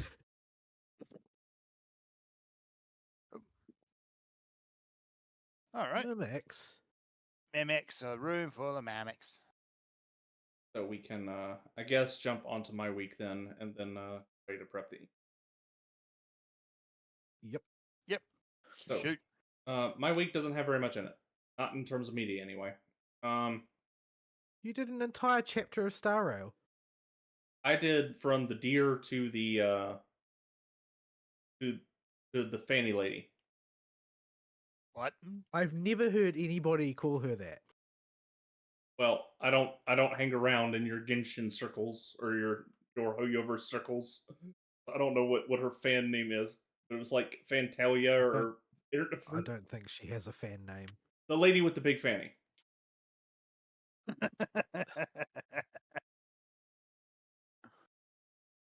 So the thing is, I think we're running up against some kind of I think we're running up against a regional problem here.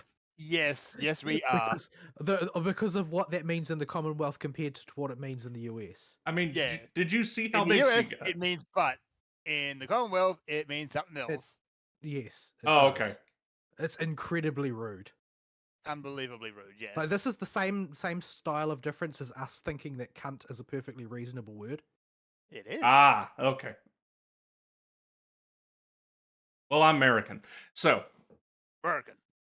Yeah, I don't have a whole lot of commentary to give on this part of the story, unfortunately. None of it really stood out to me. Like, yeah, cool, Don Hung gets his thing going. I don't want to spoil it for Fern. But Did he get stabbed?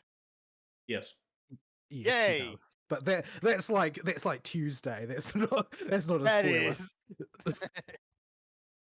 And Somebody in Star Rail does a thing. They just got stabbed.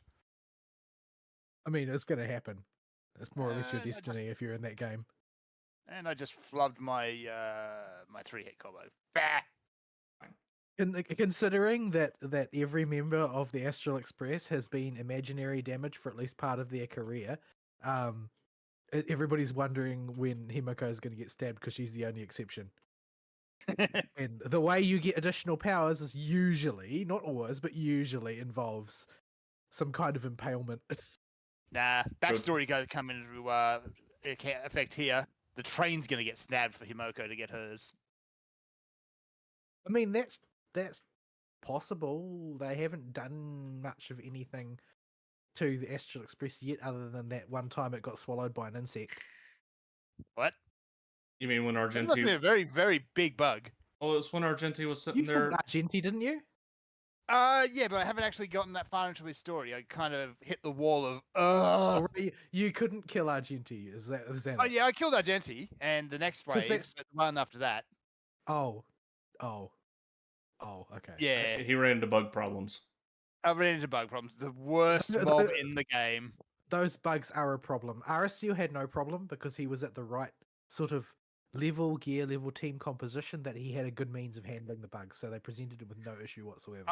The bugs for me were an absolute nightmare and a half. The only time things got looking a little awkward with the bugs is when the Mahjong tiles didn't want to go my way. Yeah, well, I did not have Sparkle. I did not have Dr. Ratio. I did not have any of the tools needed to fight those bugs. I used Shu Yi and Destruction Trailblazer. Yes. I threw Mahjong tiles that's at them. basically what I've got too. I had Sparkle help me throw Mahjong tiles at them, and then had Dr. Ratio drop a pillar on them occasionally.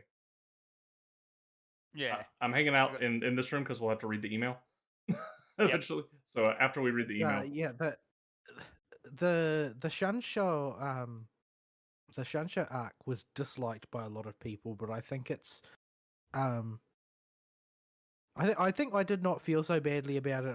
I did not. I'm not going to say that I thought it was remarkable, but when it was, I think that I seem to have this odd preference for stories about places rather than just about characters. When I experience the storyline in a place, what I'm thinking in my head all the time is, what would it be like to live here, rather than what are these characters doing and why are they doing it. So maybe other people don't actually look at stories that way. I can be interested in the place. My biggest problem with the Zanjalofu so far has been, from what I've gathered, a bunch of the backstory necessary to really delve into it. Because when I've been going through the Lofu, I have not stopped to do very many side quest chains at all. Because I was trying to get to the next boss that dropped the next Echo War boss, because a bunch of my characters were just turned off until I got their first talent.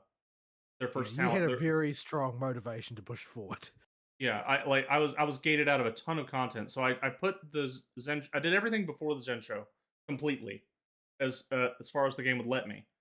But once I got there, I kind of just turned on the afterburners to get to that boss, because Woho's really, really, really powerful. You really, really, really, really need that first talent to make her work, though. Otherwise, you gotta wait until her turn, like every other healer, to turn on the debuff cleanse. Yeah, I had the similar phenomenon after I pulled Kafka. Yeah. It was like, well, I need Kafka to do Kafka things now. Yeah, let's get going. There's Kafka without that boss's talent turned on, and there's Kafka with that boss's talents, both of them turned on. This is a night and day difference. This character went from a joke that I put on the follow-up attack team for your boy Aha in Simulated Universe to, oh, it can actually do something now. So I was motivated to get there before the end of the week. But this meant, because I started the week at the Deer, is where I left off before the Ohio trip. And just kind of plowed main story quests through whenever I had time, and made it to the next boss. And I got the feeling a lot of the side quests, one of them the game just outright tells you, go do this one right now or we're going to make it unavailable. So I had to go do that one. Was that the one about the blind lady, the woman who was like a sleeper agent, basically? That was the one with the alchemist girl. You get conned into joining. I can't tell whether or not, like, I wonder if she in the original version was also like strongly hinted to be a lesbian, or whether that's an interpolation by the localizers, because they tend to do that kind of thing. Yeah. And a whole yeah. When it comes to Shansho native biology, that is a necessary piece of lore to understand who they are as people and what they experience in their lives. And furthermore, I glanced through some of the books, but my rule of thumb has been, if it's going to take more than 2 minutes for me to read through this book, I'm not reading it. You have to read hers. You have to read hers to understand what a nightmare it truly is to be a person on the Shansho Lofu. Yeah. Because she experiences the very worst of what life can be like as one of them. Yeah, so the point I'm getting at here is, I think my experience with this section from Deer to next boss would have been a lot better had I taken it slower.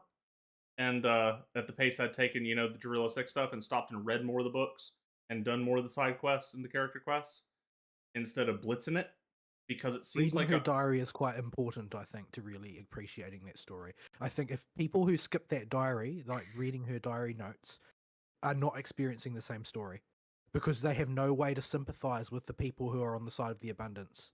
yeah, I did read that one because That's the most important one. The important thing to understand, because a lot of people are very slow at picking up on like the fundamentals of lore in games, or you can tell by the way they ignore a lot of content, is the idea that Aeons are their path, they are not good or bad. And so that means even though you like the people on the Shansho, Lan is not good. yeah. So yeah, I did read her book, and I felt like if I'd have followed this through with a bunch of the other side quests and stories, it might have helped it a lot, and just taken the Zen show slower. But so much of my roster was just stuck in powered off mode until I got to this boss, and I needed to get there before the weekly reset. Yeah, I took my path through it relatively easily, and I read a lot of things. I didn't read everything, but I read a lot of things. And basically, it's very Chinese. What would I liken it to in Western media?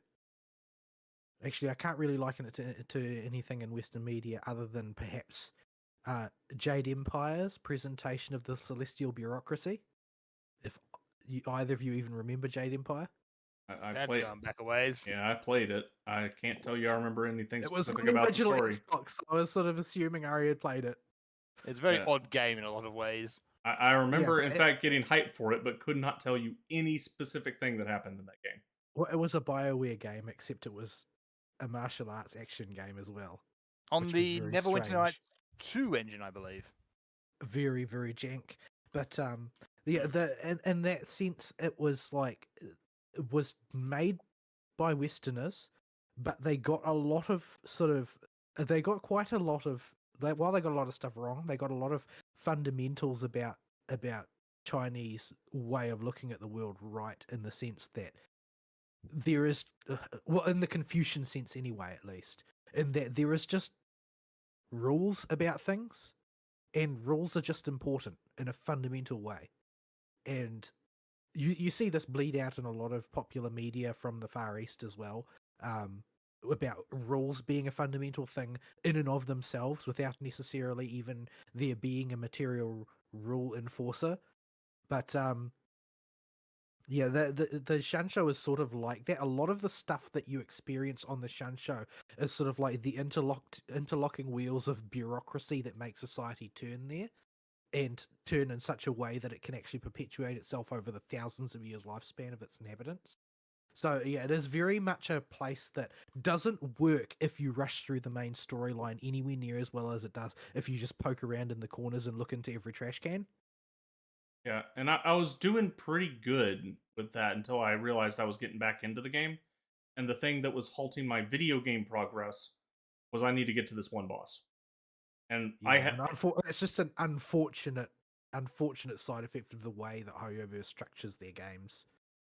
Yeah, and in Star Rail especially, getting to your weekly bosses is more important when you're first building your account than anything else, because you are limited to like somewhere between, at my world level, 4 to 6 drops per week for your 3 boss kills. And you're going to get your drops, and that's that many characters you can activate for. And yeah, it's something that disappears once you hit the last equilibrium level, because every kill drops 3, and 3 is basically all you need to turn them on. Yeah, but so I desperately needed my Kafka turned on, because she functionally, I'm not kidding, when she was part of the AHA team, and that was about it. Yeah, most people do not envision her as a follow-up attacker. Like, she did not get any bonus effects for dots with her ultimate. She did not regenerate bonus energy for killing enemies with shock on them. Like, these are kind of big deals. For her whole, it kind of makes her whole kit work. Wowo being able to give me the 5-star treatment of not needing to push the skill point button if I want to give myself a cleanse at the start of the fight. that kind of thing. So unfortunately, from the section, it wasn't a huge section of story, surprisingly, between the deer and uh the booty lady. That was a huge source of complaint for people as well, as they felt like that you accelerate from you accelerate from fighting abundance to fighting destruction really quickly without much fanfare. And I think that the implication is basically the implication that was intended was that, well, this is sort of a hobbyist project of Fantilia's is harassing the Shansho. Yeah, And so I'm sure she'll be back before too long. Yeah, I kind of got that impression. But what did happen, and what I very clearly was pushed to do multiple times via text messages, was, hey, there's a whole bunch of other stuff going on you might want to check out before you go deep diving in the ocean. Go punch the booty lady. Yeah, there's a lot of fun quests to do there. I particularly enjoy the Unshackled. Did you do that one by any chance? I don't remember where it appears in the story. There's this group of people called the Unshackled that you get tasked by the Realm Keeping Commission to investigate. Commissions are another thing. If you can't remember the name of each of them or what they do, it's going to be rough. But the Realm Keeping Commission is basically the cops. And you do a lot of work for them over the course of lots of different side quests. Because apparently they are all lazy and suck and mainly want to sit at their desk being bureaucrats rather than enforcing the law. Yeah, but I'm too addicted to donuts. Yeah, they're all basically Fubuki from Blue Archive. Yeah, it's I actually rather liked it, but it benefits very much from being able to take it easy and enjoy a slow pace. And I think that in as much as you were sort of felt compelled to advance quickly for the benefit of your character mechanics, I think that a lot of the reason it was so poorly received as a chapter is that a lot of people see max speed consumption as the only way to consume media. Yeah, they want to get it all done and then think about it afterwards, but I soak it up a little bit at a time because I have only a tiny sliver of spare time in the evening after each day, so I play games in a very piecemeal manner during the week.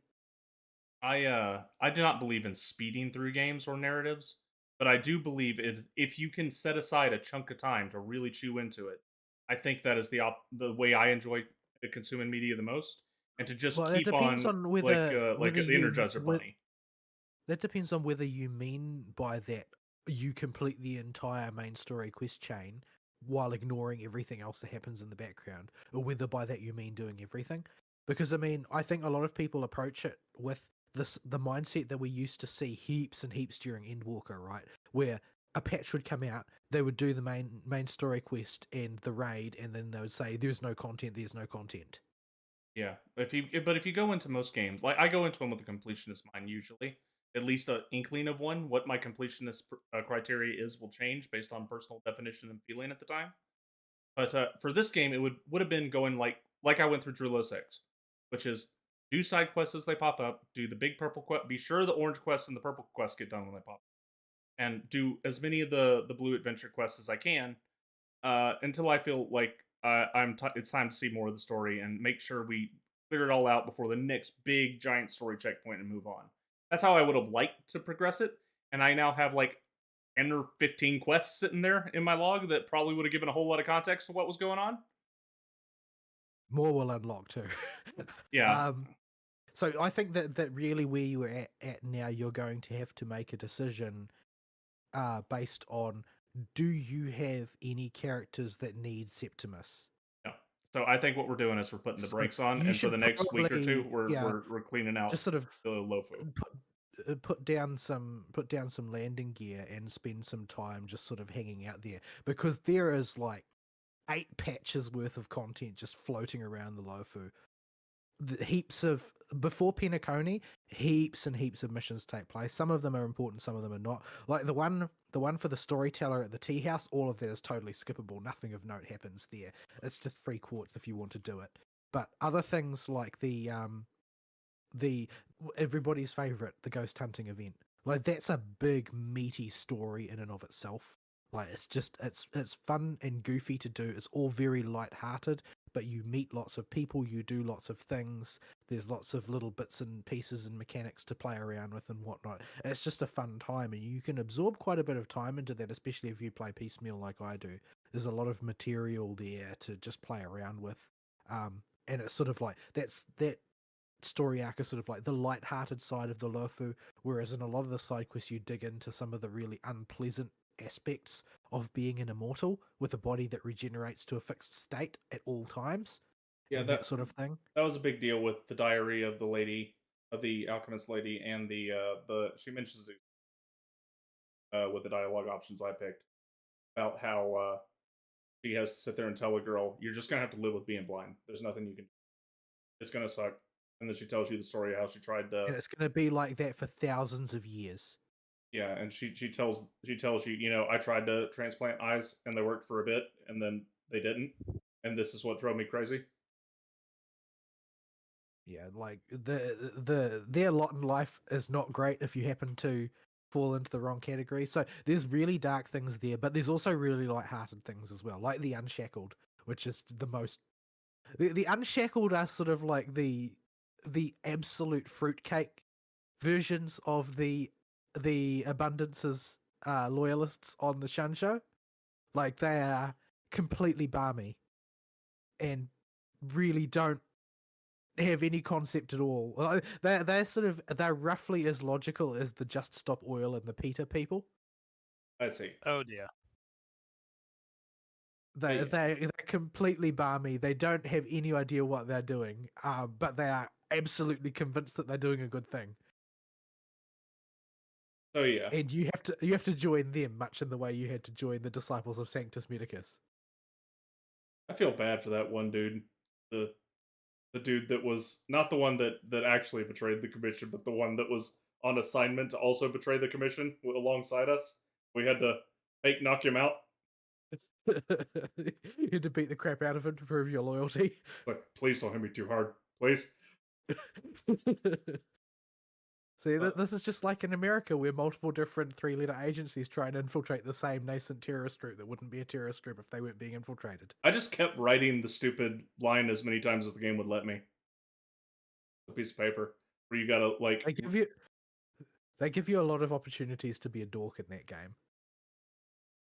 So yeah, I don't want to give too much stuff with the Lofu yet, because I feel like skipping that side quest vomit was where it was going to really delve into the world building in the Lofu and connect me with a bunch of the characters, which is what I primarily care about. Like, you've got a suite of characters that will carry you nicely through the game now, though, with the bosses that you have available to improve their skill traces. There's probably not too many things that you need from Penacony materials just yet.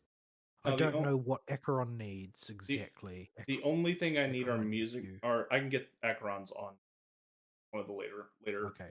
But the only thing I need from Penacony is, and I can get those from the temporarily available Guy Likes right now. Fuck up. That was what I was planning on. Right. Sparkle's banner's up. So you can. Oh right, yeah, Sparkle. So you can do the temporary one, and I can go beat up the TV screens. So I will probably return next week when I put a dent in the Lofu side quest blob, because like I've said many times, I care. The thing that'll invest me most in the story is the characters, and you just get Don Hung and and the general a little bit in that stretch between the deer and the booty lady. There's a lot of stuff that's not explored about those. Like Jingliu never makes an appearance in the story. Like it's kind of a meme that the Trailblazer has never met Jingliu before, but she's one of the High Cloud Quintet, which are sort of the team of dudes that a lot of the lore of the Shansho Lofu in particular revolves around. So they were the great war heroes. And there's a lot of sort of tortured backstory going on in the background there that you will see play out over time as you do various other branching off quests from where you currently are. Yeah. So yeah. So the whole Fantalia episode is basically, this is opening up old wounds for an awful lot of people. Yeah. So yeah, that's where we're at with Star Rail. I don't want to spend too much more time on video games because I do want to get Sarah's email before the end of the show. Left it hanging last week. But as far as other games, ZZZ has been in a. I haven't been actively playing. This week has been bad for actively playing games in general. So I had like this afternoon, and that was the only time I had. So and this was I had to run through Hollow Zero 4 times last week just to clear the weekly. Don't have to. Need your Bang Boo stuff, I guess, or you want your Bang Boo stuff. Yeah, I guess I have to go to Pity for Bang Boos, so... So I like the Bang Boo gacha for being so definite, though. Yeah. At least it lets you freely pick and swap, too. That's all. I got the Electro Bang Boo. Electro Bang Boo is good. I think I got him a couple weeks ago, actually. Electro's on my Pity at the moment. Yeah. But I am 20 away from Pity presently, and I have 3 Boopons. But yeah, ZZZ has kind of entered a holding pattern with me for now. They just being an action game with a limited cast, I'm just kind of keeping an eye on what characters come through. I have enough. My entire timeline is simping over someone called Jane Doe. Oh yeah, the physical anomaly character. 3. She's the cool Virgil katana wielder, judgment nut, but physical anomaly. Don't ask me how this works. I thought Miyabi was going to be the judgment nut person, but she just seems to be a slightly wacko. I mean, I can get behind being a fan of the judgment nuts, but yeah. So I don't have a whole lot to add on ZZZ. King K has continued to be a great investment. Basically, the commentary was 120% wrong. She has exponentially sped up my farming time with my team because I run 2 lightning. If you have the thing is that all of the commentariat's opinions were made in the absence of Sparkle. Nobody had even thought about the idea of being able to overcap on skill points until Sparkle came out, and then all of a sudden, Shinsei becomes a live option. I tried using her the other day. I used 7 skill points and got no tile. Oh wait, I'm getting my characters, my Chinese names mixed up. You need to work on that. The new lightning girl in ZZZ, the other one that starts with a Q. I don't know the names of the ZZZ characters. The new staff lightning girl in the robot legs person. Yeah, robot legs. Yeah, it's just legs. Appears to just be her legs. Yeah, basically the commentary was 140% wrong on her. She's amazing and has exponentially sped up my ZZZ farming time. So dumping my battery to make sure I've got a income is no big deal. People that were saying she stuns slower than Ambi. I don't care. I do 220% damage. I don't know if they believe that or if it's just cope. They're trying to persuade themselves that they don't need to pull. Yeah. Because they've got Ambi. I mean, I can understand that because I'm not pulling on her because I've got Ambi. Like, Ambi seems to be a perfectly serviceable shock stunner. Yeah, I have Zuyi though as my primary DPS. But if you don't have PubSec, if you don't have a PubSec passive bonus to get, why would you roll on this one though? I guess because so. If you've got NB, you're not planning to pull on the next PubSec character. You don't have a previous PubSec character. I think that's a reasonable argument not to pull on her. But yeah, I can understand the logic for her, but people were so poo-pooey on her that they just sounded crazy. I think that people just like to poo-poo characters that they can't afford to pull in order so they don't feel bad about it.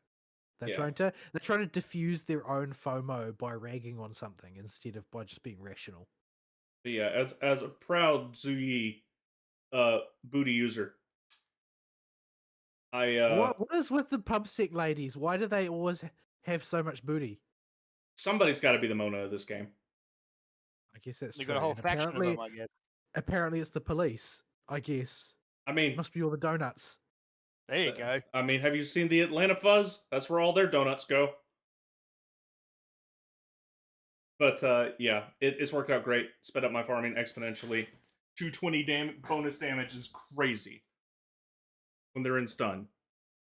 and she works super awesome with Grace. If I need to go for shock status instead, I can run the Electro Boo if I really want to double down on shock, and I can run Butler Boo if I want to double down on just raw damage. It's been a great time. I've got a team. Pancakes. Yep. The Butler Boo's great for them pancakes. Like I've got a team that works, and this team will be a good fallback team for most scenarios that aren't resistant to that are not resistant to electricity. I'm absolutely like I've got this cold feeling in the pit of my stomach about when I get to the point that I need 2 teams, because I can barely put one team together at present. Yeah, it's going to be rough. With that, I can't put 2 teams together right now. They did announce that they are definitely bringing out a multiplayer mode as well. Well, that's good. I can bring the police booty to come drop the weapon. Okay. So that's all the time I want to spend on Hoyo stuff. I've already gone longer than I wanted to. And that's probably a good point then, because I'm out of time. Yeah. So I'm a bail, and you guys keep on going. Drive safely, Fernu. We love you, I don't Fern. wanna. I wanna chill, but yeah, I gotta work. All right. We'll be around. All right. I will catch you all next week. All right.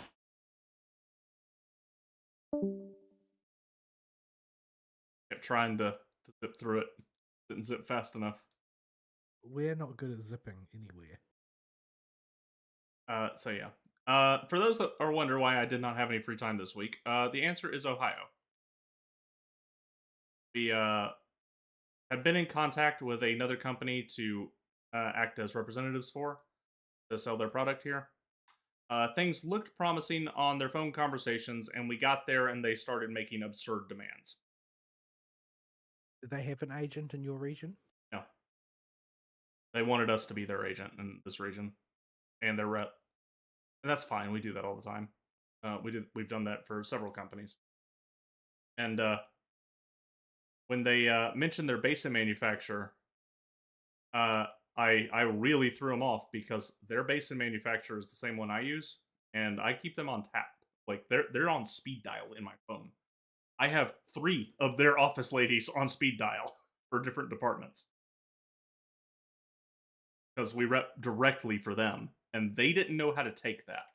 They also didn't know how to take the fact that we are the regional sales leader for a while, and that we also do all the engineering work for like half the jobs out here.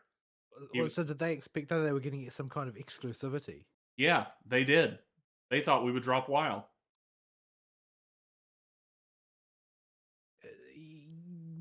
For a company where you've got no pre-existing relationship or across the opposite side of the continent?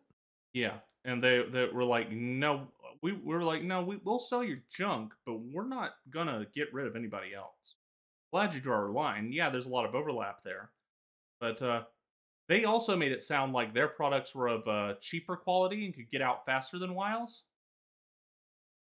Because WoW right now is having supply chain issues because their products have to be handmade for every single order. There's no such thing as a stock pump with WoW, and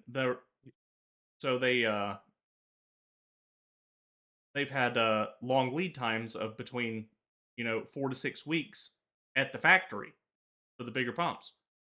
And I was kind of hoping we could get something that's a bit cheaper with less lead time to fill a niche in our market. And they like an off the shelf thing that fits most 80/20 situations. Yeah, something less customizable, but able to slot into a generic scenario that I could get faster turnaround on if it'll work in this particular job. That would fill a nice hole in my catalog right now that I just can't fill. And they initially made it sound like they could do that. When we got there, they wanted more than WoW for a lower quality product at the exact same turnaround time. And then they had the balls to tell me that they wanted an exclusivity deal.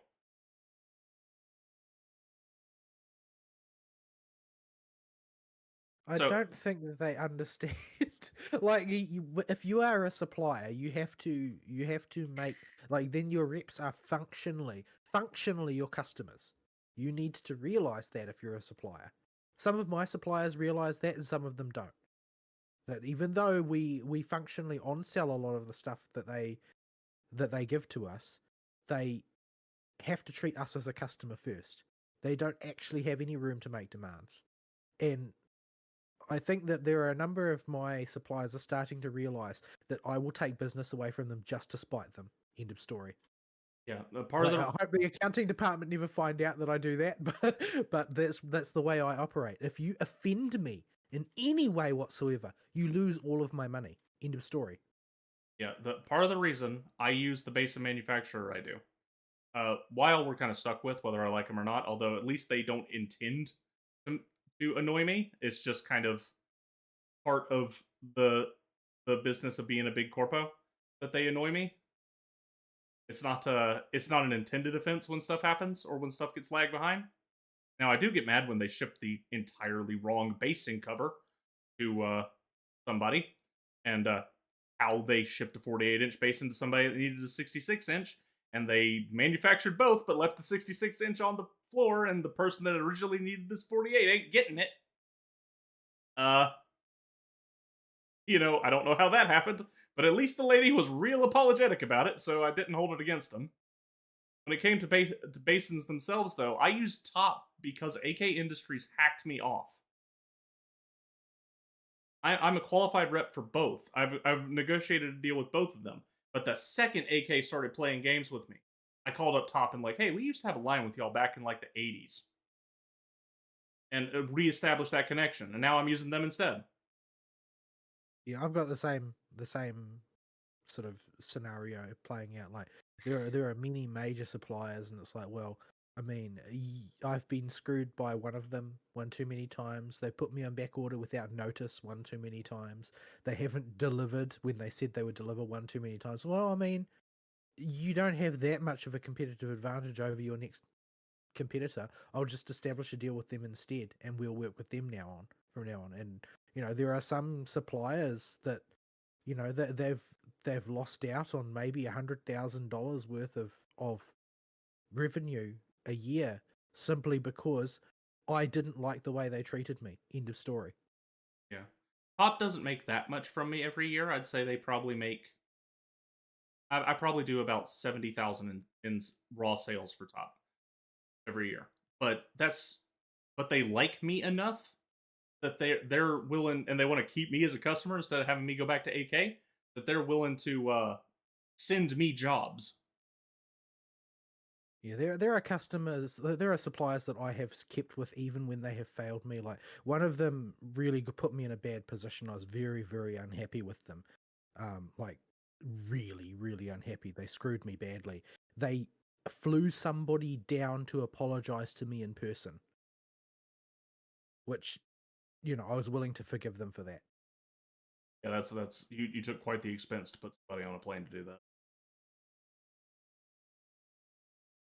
So yeah, this whole trip was a wash. Nothing came of it. I did not like the guy and the way he was talking to me. He was talking to me like I was one of his employees, and he clearly did not know where the that's the thing, right? Like a lot of these people, they think that they're salespeople that they want to establish a relationship with. They think of them as employees when they're actually customers.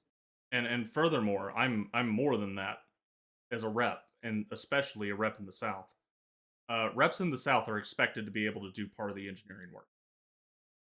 Like we're not just your salespeople. We're the ones sitting there with the engineers and working out how this is going to fit in the spec. That's an entire other level of work beyond sales that it eats up a ton of my time. And that's why I hate doing submittal data so much.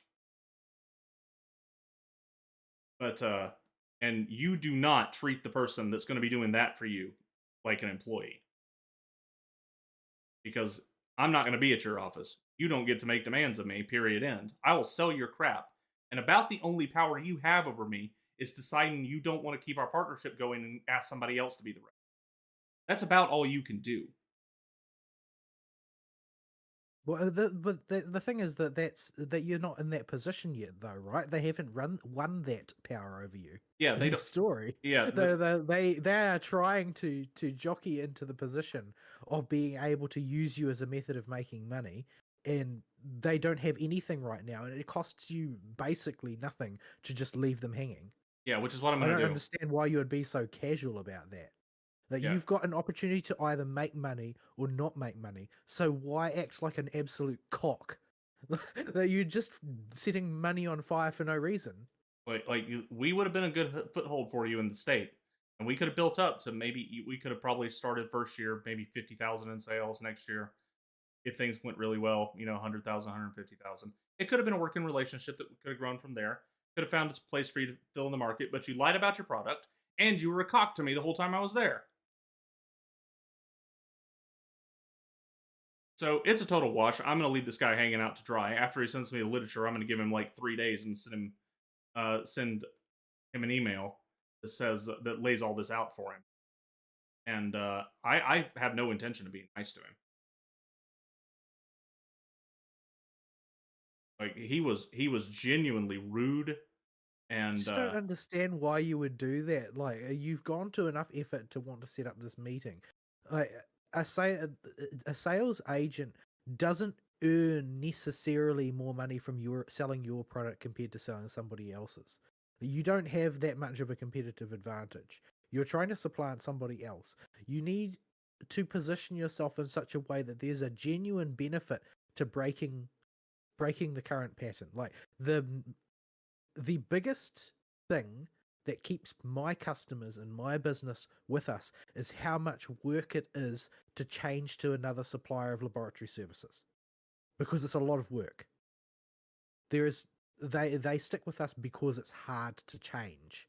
It's it requires a certain amount of work to find somebody else who can supply you with the product you need.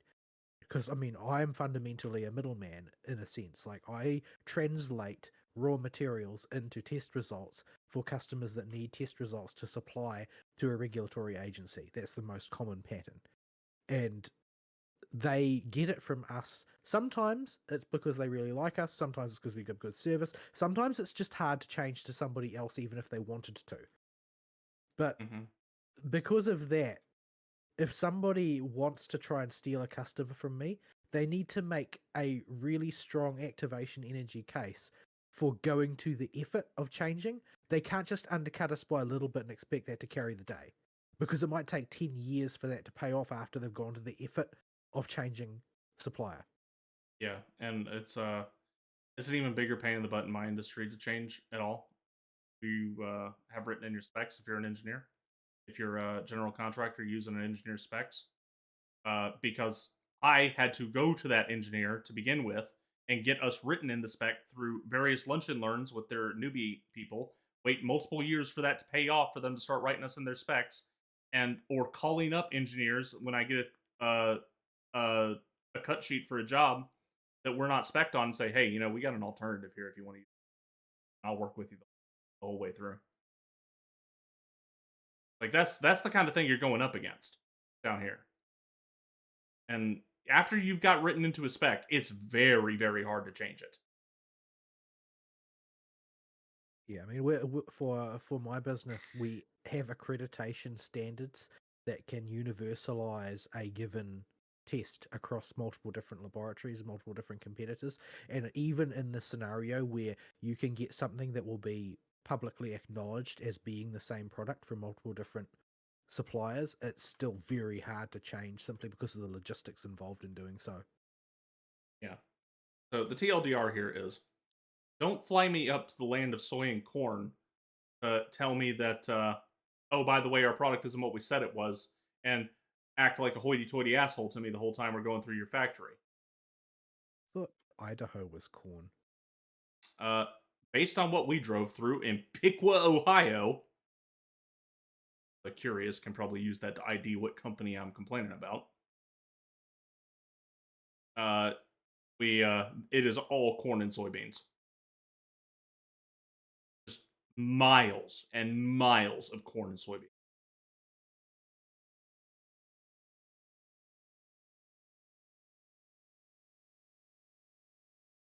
So yeah, that ate up the first half of my week, and the rest of my week was spent playing catch up because I wasn't in the office for 2 days. And when you're me and you functionally run the business by yourself, this means a 10-car pile up in your email, all of which need your attention and are actionable.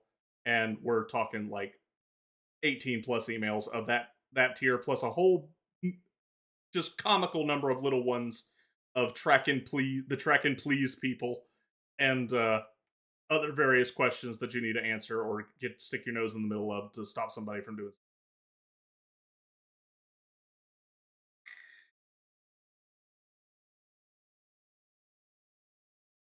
If you ever want to hate every human being on the planet, assume responsibility at your place of employment. I promise you. I promise you. You will hate everything that breathes and walks on two legs. At least some of the time.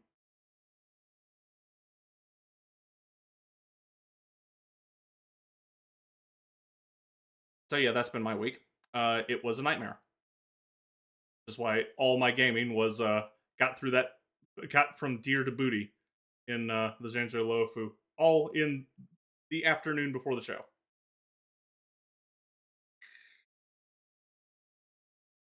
Because I just didn't have time for anything else. I did try to set up my VR headset again, because the primary motivator being I need to get back on the weight train. I'm starting to go the wrong direction again, and we start inching our way back up above 210 and towards the 220s. But I'm back up to the 200s, and we need to start knocking that down.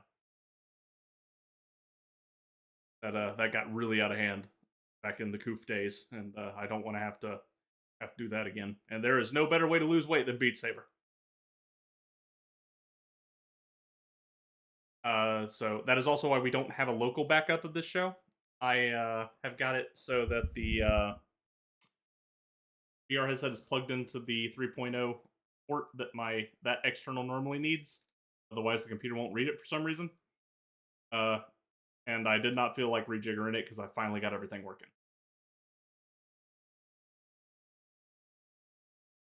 So yeah, that's where we're at with my stuff. So hopefully I'll have some more media for you next week. Kind of stretched mine with Hoyo Talk and not a lot of ZZZ. Haven't played any Genshin. Final Fantasy has been the exact same classes that you've seen when I open up my class list. I did get a couple levels on Pictomancer from doing a few. That's motivation is just so low. I need a future to be presented to me. It's like the roulettes after work are like the time filler thing while I'm decompressing from the workday because they take no brain work. They need to drop a Bozja on us. They do need to drop a Bozja on us. But yeah, that's all I got for my week. Let's do that email so we don't miss it again, and then we can go over Inika news. All right. I think Fern's going to be quite happy he wasn't here for this email. Oh dear. I haven't read it because I'm professional like that. I have not pre-read it. Though somehow last week I did manage to preempt it. Anyway. Dear No Excuses. So the whole dev team falls apart because one of the members turns out to be a pedo is a surprisingly common occurrence, I concur. However, it seems to be entirely localized to the Earthbound-inspired quirky indie JRPG scene. And these JRPGs might be an allegory for depression or cancer. I wrote this part of the email like 3 weeks ago in case you don't remember. Now, there have been more news on the Doom front. For one, Relentless Frontier released its first episode. And just like all the other GZ Doom shooters, this one is in early access too. I tried the demo back in the day and came away with the conclusion that it's unremarkable, apart from the fairly non-linear exploration of the maps. The devs apparently didn't get the memo that you put the levels with cool set pieces into the demo, not after it, because the parts after the demo have cool set pieces, especially the Crystal Mine level. In the end, I give Relentless Frontier an it's alright buy it if you like boomer shoots, but it's nothing special to write home about. The something special to write home about is still Celico with its attention to detail. That game is essentially Fear without the slow-mo, there's a mod for that, and the ghost of a little girl trying to kill you. And more importantly, yet another official add-on for Doom came out. This time they smushed Doom 1 and 2 together and added another official episode to it. That episode so far is pretty good actually. When Bethesda bought ID, that's it. I always called it ID for some reason. But when Bethesda bought id, I didn't expect them to do anything with the old games, but apparently I was wrong. Both Quake 1 and 2 got rather excellent new updates, and now Doom 2. That and an official mod browser. In fact, I played quite a few very well-made set of levels for Quake 1, and more were released not so long ago, so Quake 1 fans are eating good. And finally, MMO expansions. I haven't played Dawntrail, and based on your critique, not in a hurry to do so. The next WoW expansion is dropping in a few weeks. I'll give you some feedback when I have given it a shot. As someone who has been maining the same rogue for 15 years, it's not looking good. While there are tons of quality of life improvements, Rogue in particular got shafted with the hero talents. They are boring. From the looks of it, not worse than the others, but for Outlaw, one is literally flipping a coin for a stacking buff. The other used to use Feint to debuff the enemy, but made it a passive proc instead, due to the already serious button bloat of Outlaw. Most of the hero talents work on passive abilities due to avoiding button bloat, but paladins turn into a holy laser death machine instead of flipping a coin. Serathis. All right. So, one paragraph at a time. Okay. So, JRPGs being quirky and inspired by Earthbound, they seem to kind of have peaked with Undertale and have thankfully started to peter out pretty quick after that had its heyday. So I don't know. Is the Undertale fandom unbelievably toxic? Because it gives off the vibes that it would be. It's incredibly homosexual. Yeah, that's the same thing, more or less. I mean, them just I don't know. When have you ever encountered queens that aren't toxic to each other? Like, they're definitely toxic. Yeah, I'm not going to comment too much on it because I don't know anything specific about it. Like most fandoms, I don't engage with them because they seem to interact mostly on social media.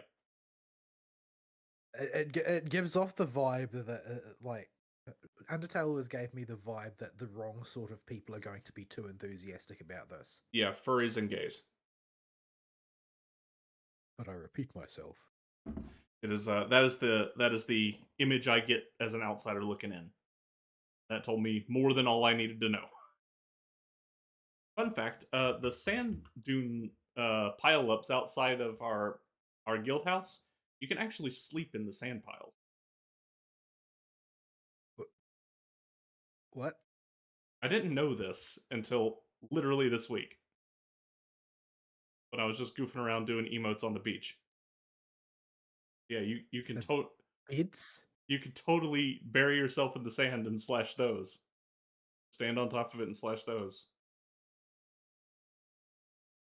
Huh. Oh my.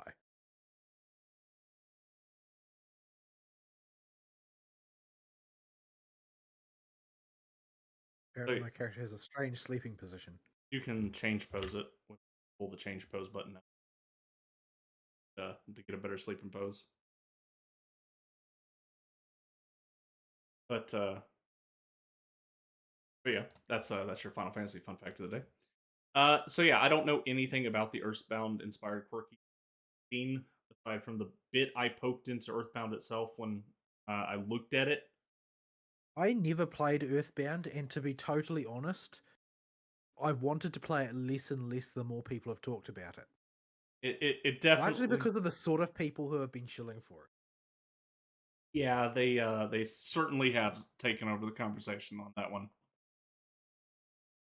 I am peripherally aware there are other JRPGs inspired by Earthbound that the fandoms have made, but I don't follow any of them. Yeah, I don't want to be involved with that community whatsoever, especially considering most of them appear to be pedophiles. Yeah, seems to cause some shoes. All right, Doom stuff. You really like your Doom.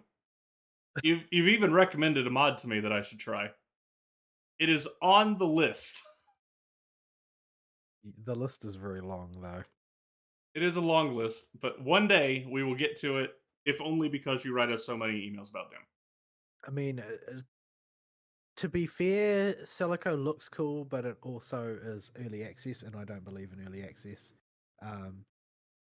But yeah, it's sort of the sort of thing where I'm not ever going to have time for anything other than the absolute cream of the crop.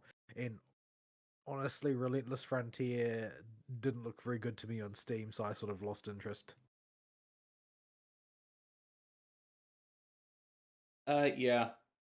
I mean, it's nice in an abstract kind of way that the whole GZ Doom thing has branched out into actual game production, which productions which are published on YouTube. I mean, not YouTube, on Steam and so on.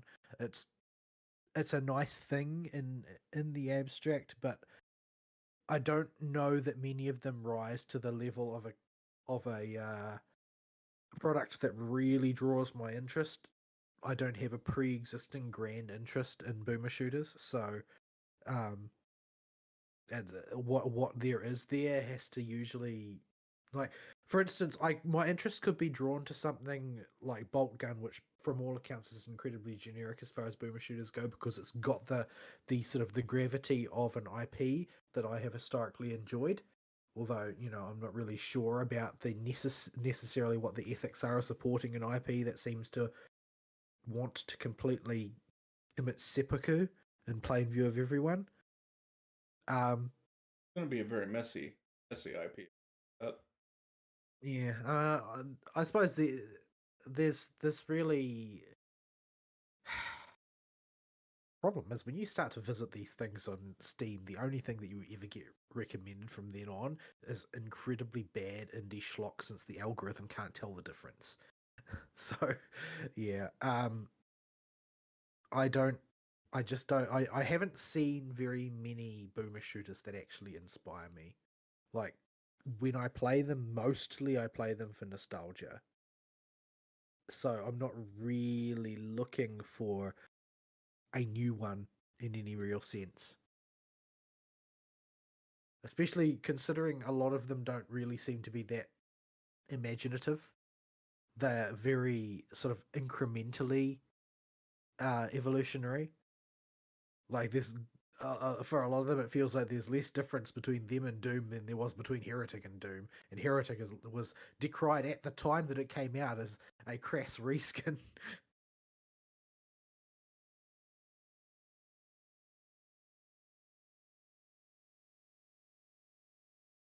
But as far as official updates to Doom go,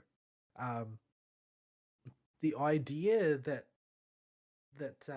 they could come up with a additional episode that's actually good is sort of heartening, because it means that they still understand something about how to do level design and enemy layout design and stuff, which I just sort of blithely assumed Bethesda would be incompetent at and not able to do. Because incompetence seems to be the watchword in the modern video game industry.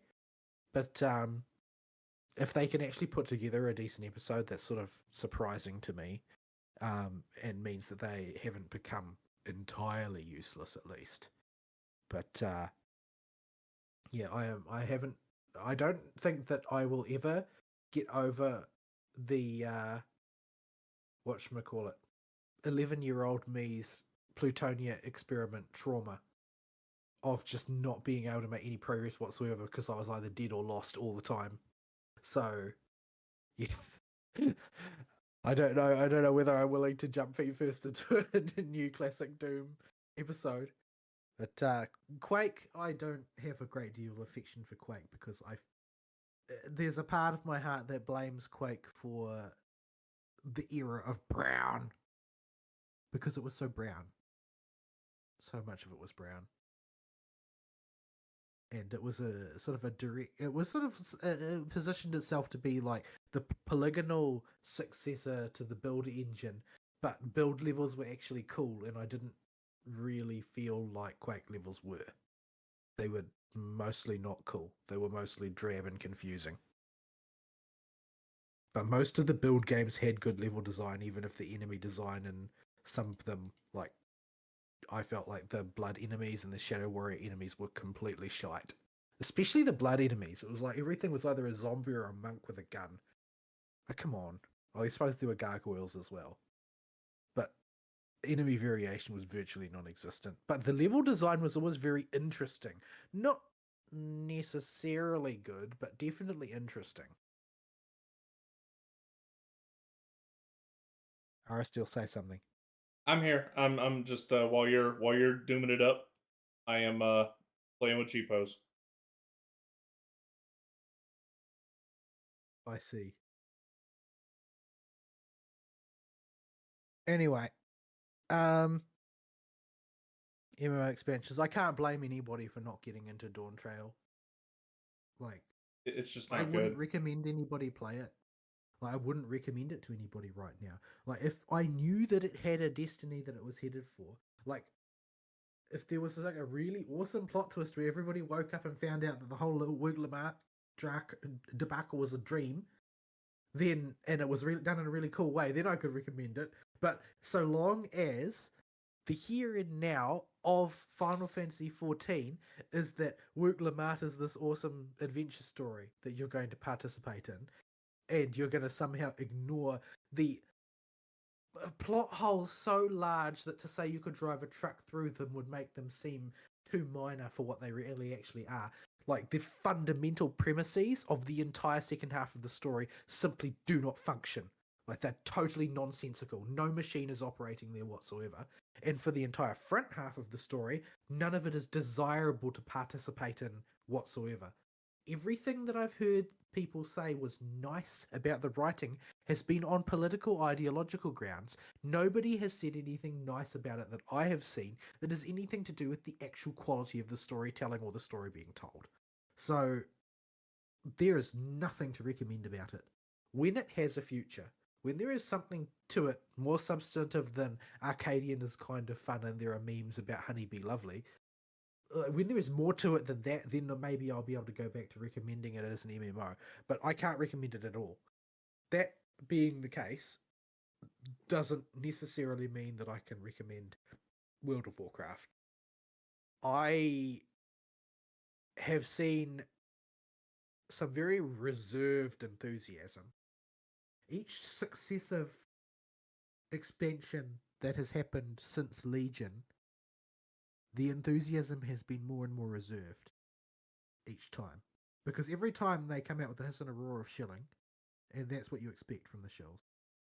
But they were already, like, Legion was a decent expansion, and Battle for Azeroth came out, and people were a little bit uncertain about it, a little bit more reserved. Shadowlands came out, people got a bit more reserved. Dragonflight came out, people were a little bit more reserved. This time, the enthusiasm is tamped so far down that if I did not know there was an expansion coming out, I would not have realized it.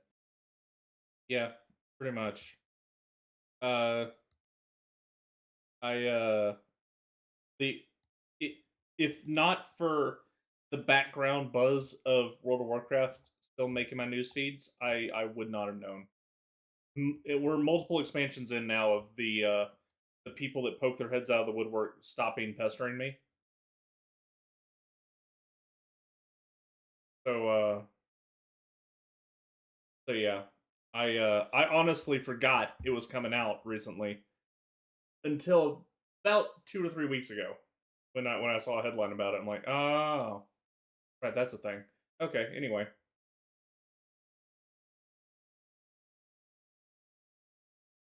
And I'm not seeing the usual shills chilling as hard as you would expect. Normally they'd be glutting up my recommends just because I click on MMO content again. Nothing.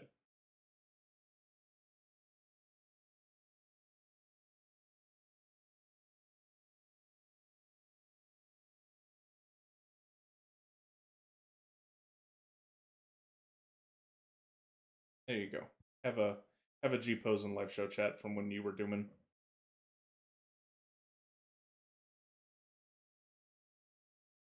So I certainly would not give any particular recommendation to that, but I can't recommend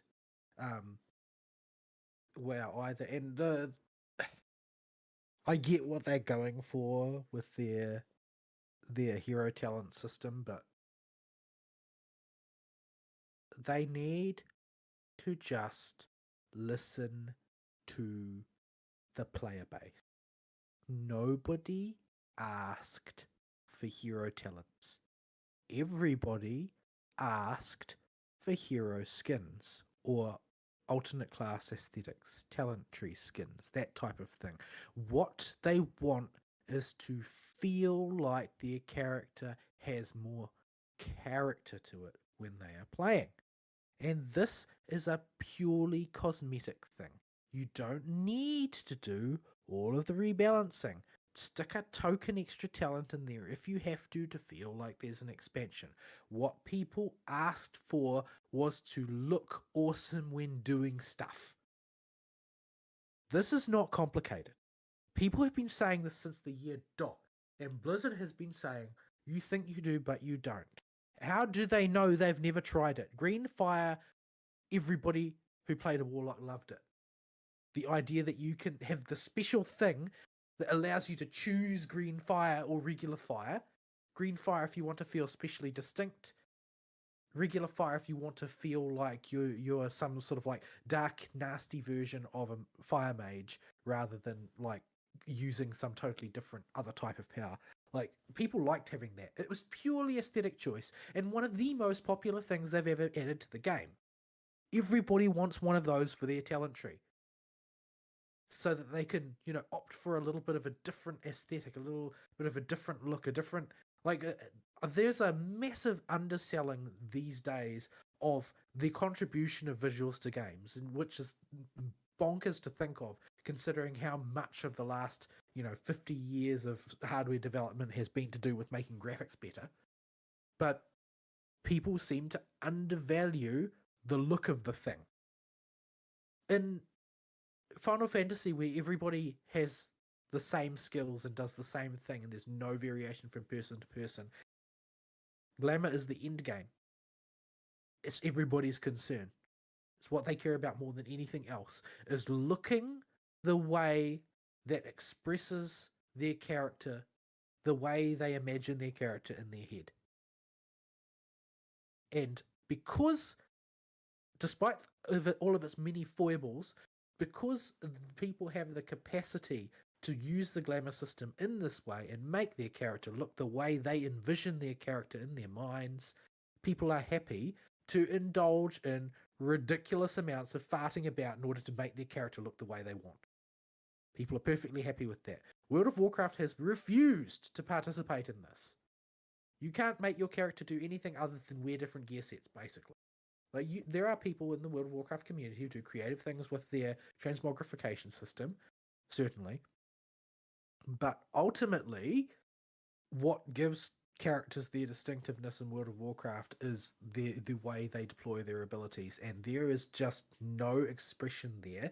And what people have been asking for years is for the, say, on average it is 3 most radically different expressions of the way a character is deployed in game to have different visual expressions also.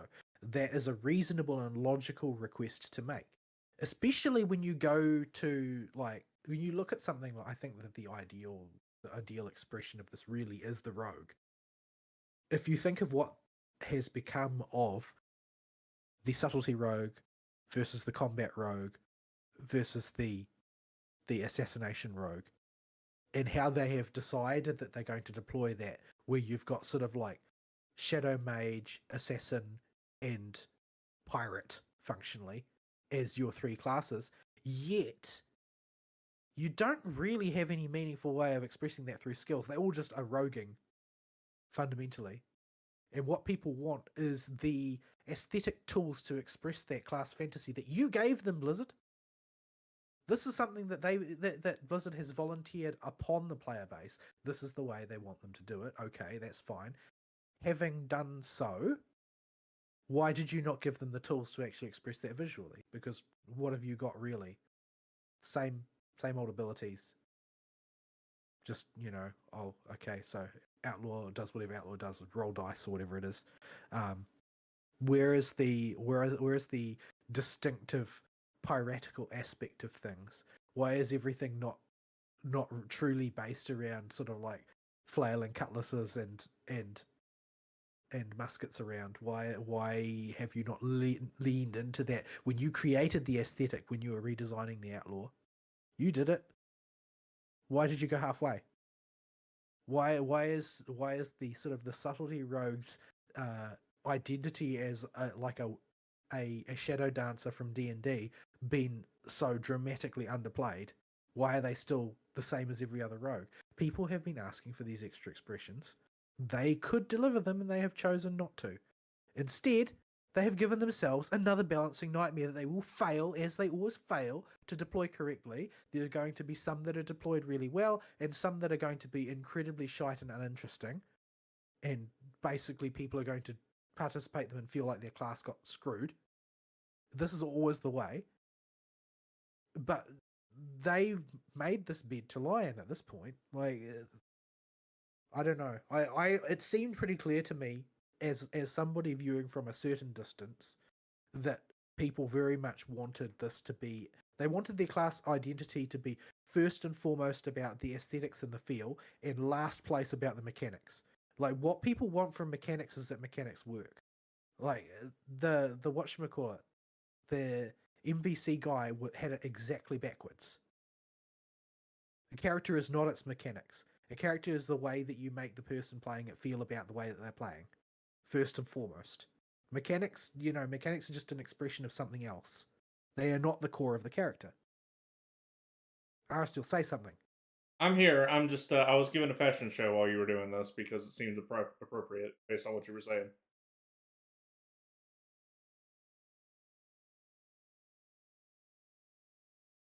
But yeah, Final Fantasy's real good about letting you, at least aesthetically with your character's gear, mix and match it in a way that lets you pick a design and just attach it to how you see your character when they're at that job. While I don't know how the new transmog system works, or how the transmog system works at all, so It's fairly flexible, but the fact is that the art team are just not that adventurous when it comes to designing new gear pieces. I do They notice have a pretty clear style book that they always go to. I do notice a whole lot of either the same design aesthetics with minor changes, or just straight up recolors.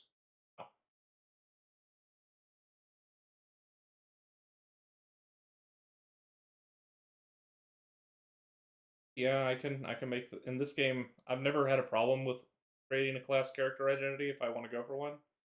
Make the cute Reaper with the chainsaw scythe. I can make the ninja with the big ridiculous silly swords.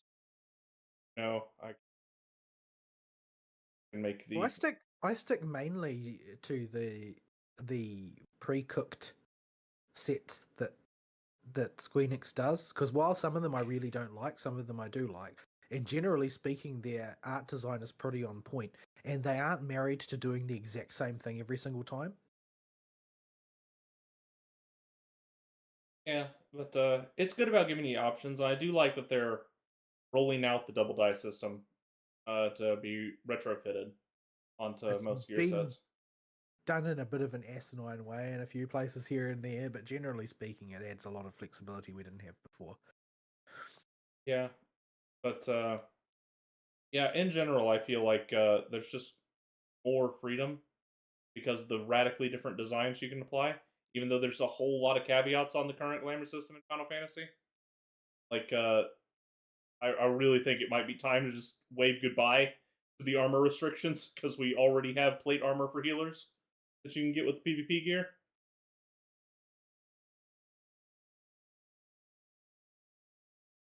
So, but it's got a few other shoes, but Yeah, Well, there's also like quite intensive brand control at Squeenix, so they may have to approve every single thing independently to ensure that it doesn't damage like the White Mage brand or whatever.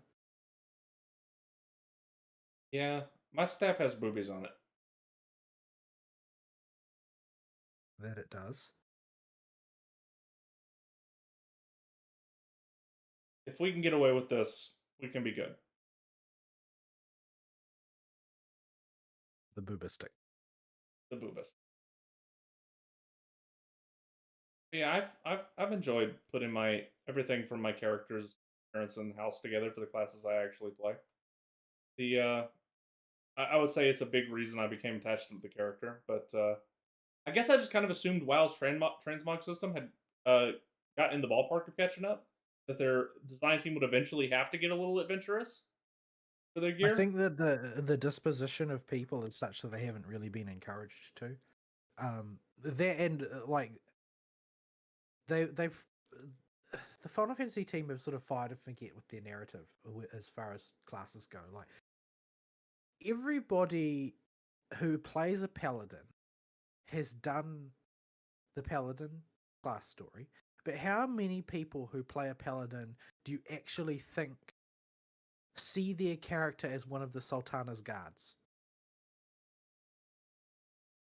Let's see, paladin outfits. What we got? Yeah, this one. Because that's what a paladin is in Aetheris. A paladin is an older, specific cast of warriors who are specifically the guards to the Sultana. And that's what a paladin is, fundamentally. That's where you see them in the game. That's who they all are. Is that how people see their character? No, it's not. People take the paladin, they run with it in all of the classic ways. They do their own interpretations of it, and so on and so forth. And the game is not really overbearing about this. They let you go off and do what you want. That's one of the main strengths of the ongoing transition to roles rather than classes, is that they don't have to keep filling out the lore for that class and boxing you into that in any particular way. So people feel a lot of latitude to interpret the character on their own. In the case of the classes in World of Warcraft, they've given them very distinct flavors in order to introduce mechanical diversity. Like, there's nobody who thinks that a demonology warlock and a destruction warlock are the same thing. But it's sort of hard to express certain characters' differences, and I think things like the classic ones are like things like hunters. How exactly do you properly demonstrate the difference between a marksmanship hunter and a beastmaster hunter visually in those scenarios where I don't know if it's still true, but historically they both had a pet, they both used a ranged weapon. I Really presume just marksmanship hunters probably can drop the pet now or something like that. I don't know. But you're still going to have a pet overlap with survival hunters, and you're going to have a ranged weapon overlap with marksman hunters. Like, the people want something to look distinctive, so they want a variant or something. Like, they've always been asking for that that Dark Ranger variant from Warcraft 3. For Hunter, they want this sort of, oh, well, there's not a mechanical difference, but I can express a different facet of my character using these aesthetics. So I can be a different character. Even if I'm borrowing the mechanics from an extant class, I can feel like I'm playing a different one because I've got all of these aesthetics. The way the mechanics work is expressed visually in this different way now, etc., etc. Like, people can diverge in that way. If you play a bard and you want to make a Dark Ranger in Final Fantasy, you more or less can do it, give or take, because of the amount of like weapons available and particle effects available on those weapons and different armor and its particle effects and so on and so forth. Like, you can just put together a set like that. Whereas in World of Warcraft, you're more or less, you've got generic gear and you've got hunter gear, depending on what raid difficulties you're able to unlock, and then your ability to design a look is pretty much contained therein. That's about it. Like in Final Fantasy, if you want to be, your classic spoony bard, you can do that. Or you can, get some of the gear from like the second layer of Pandemonium and get like super edgelordy ranged unit gear that's like on fire and stuff, and you can do all of that stuff quite easily. There's not really much design constraint there because there are so many different sets, so many different ways of expressing it on top of all of the generic gear. I think that the desire for diversity within characters is sufficiently covered by the glamour system in FF, but it's not sufficiently covered by the glamour system in World of Warcraft, which is why there's such a strong desire, especially considering there are a lot of people who are still keen on the lore for World of Warcraft to express particular lore concepts in a visual way.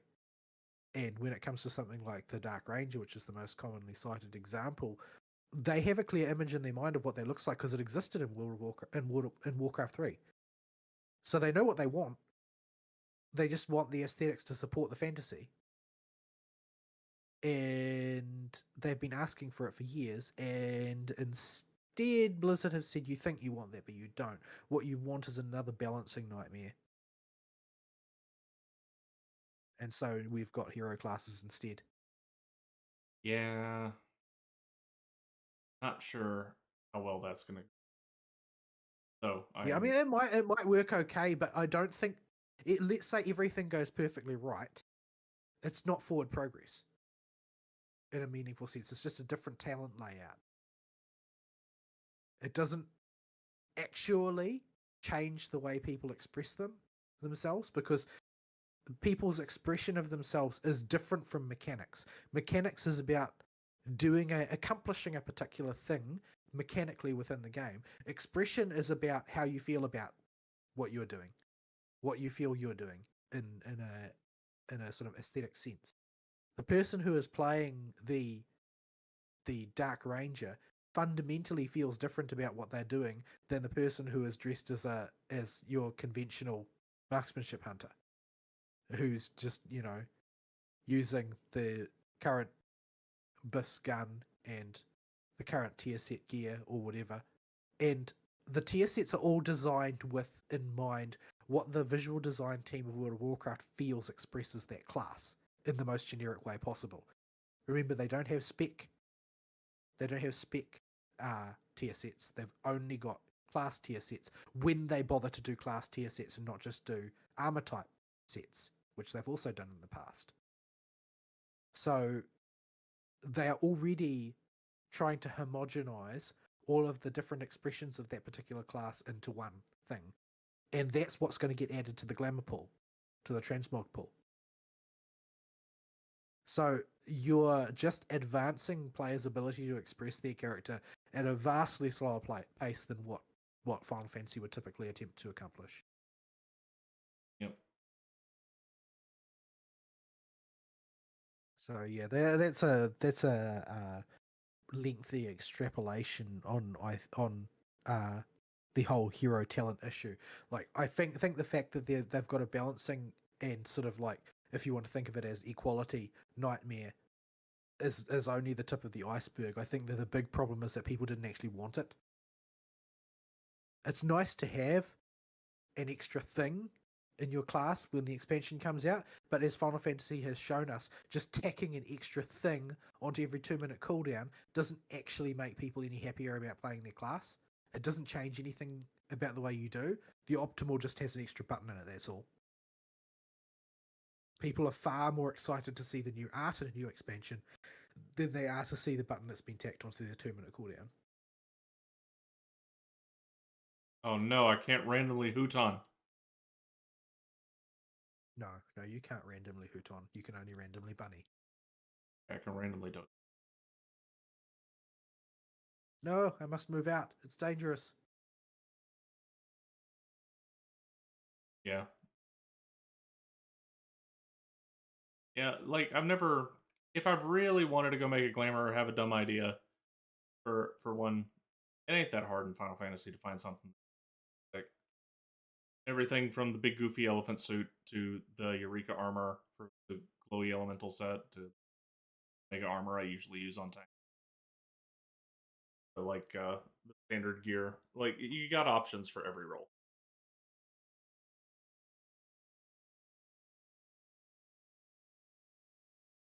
Right, it's time to move on to something else.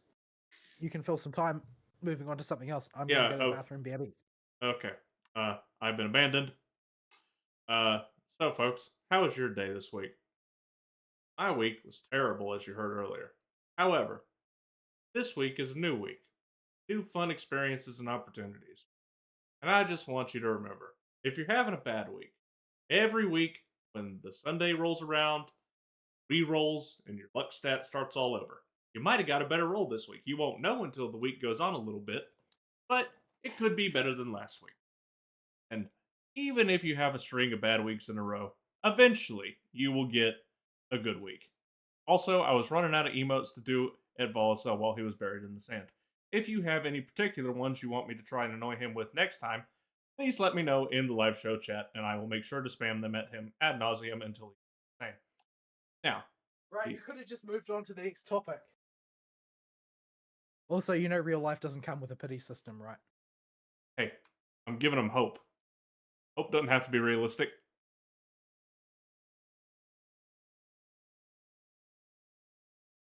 So I wasn't actually sure where we were going with the next topic because there's a few of them.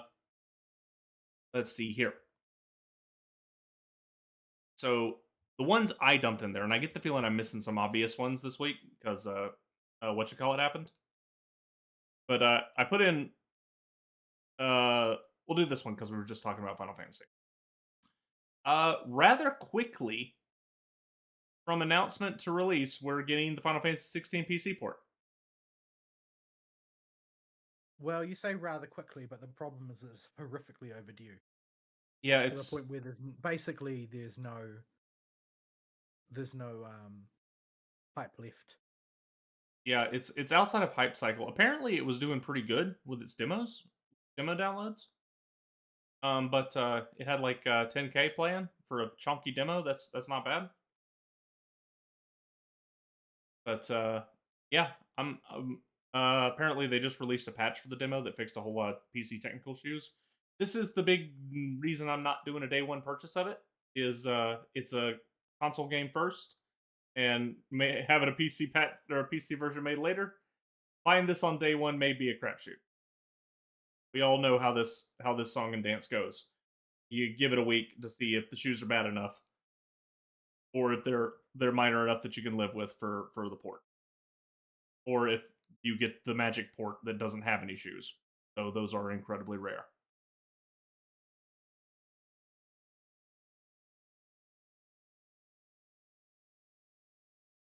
So yeah, that's coming out finally. I'm very interested to pick it up and play it finally. I've been dodging spoilers on it for goodness knows how long, and since it'll be out. Hang on. Oh, random yawn. Since it'll be back in the talk about cycle, if not quite a hype cycle, I would call it, but back in the talk about cycle, I'll have to resume dodging spoilers again. But people have said generally good things about it. I haven't heard anybody that's actually played it just go on a tear about some aspect of the game they don't like. I have not heard super big praise either, but it could be good. We'll see. Yeah, it sounded to me when people were talking about it like it was mostly just sort of like it's a decent Final Fantasy game. It's got some issues, but it's okay. Like, I don't think that we're ever going to return to the era where every time a new Final Fantasy comes out, everybody is expecting their socks to get knocked off. Yeah. Like, everybody's like, this is an acceptable entry as a mainline Final Fantasy game. 1 unit Final Fantasy game. I mean, they've got to sort of climb up from the depths that they were dragged into by the previous one. Yeah, and after experiencing Dawntrail, I'll take anything. Just think. It wasn't really the light in which I wanted to be viewing it. Like, it would have been nice if it was just, oh, well, here's a slightly different experience, not, oh, actually Dawntrail was so deeply, deeply awful that I want anything to move on to that could possibly, because anything would be better. But that's the world we live in. Unfortunately. So I just put that there because I thought it was interesting that from finalization of yes, there's a PC port, yes, it's coming out. Oh, by the way, it's coming out in a month. That seems awfully quick. I get the feeling with this one that might have been a marketing fumble because this game, the PC version, feels like it could have used another marketing hype cycle of about 3 months. But they're getting this thing out before the end of September, and that's what really struck me about it and made me think it might be worth thinking about. I'm not sure what their marketing team's really thinking with that one. Because it makes me worry that their marketing team doesn't really quite understand the guff that was the PS5 exclusivity. If they held on to it and are just revealing like final putting the rubber stamp on it with a month before release, like you guys had opportunities to drum up hype for this thing. Like even if you delayed it just to do a couple more months of bug fix and optimization tweaks, like just to cram that marketing time in there, that could have done a lot for you. I feel like this game has a lot of untapped potential, and most of the reason the hype cycle failed is because it was on PS5. You won't be able to recapture the same level of hype, but you could rock and roll with it again.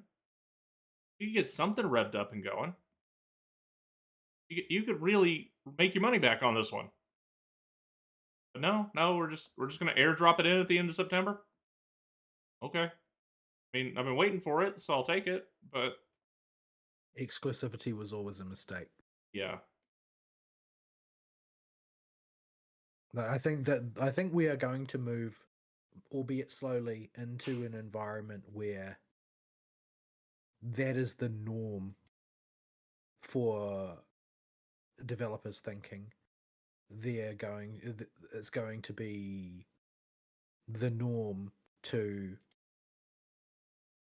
think of exclusivity as almost strictly a demerit, and as the amount of money associated with indulging exclusivity diminishes because the payoff gets lower and lower, because it seems to be the case that with there being more and more titles in the market that people are interested in, that you're just the exclusivity is worth less commercially. I think we're going to move towards an environment where it's going to drop out of the market as simply not being commercially viable. yeah, I hope so. It certainly ought to. I don't think that there are that many people who are particularly ardent supporters of it, in terms of they think that this is the way things should go because they want to indulge in the console wars, especially as like Nintendo has no new hardware entry and have essentially withdrawn from participating in the console wars in earnest, and Microsoft has decided to consolidate a position of being functionally just a PC.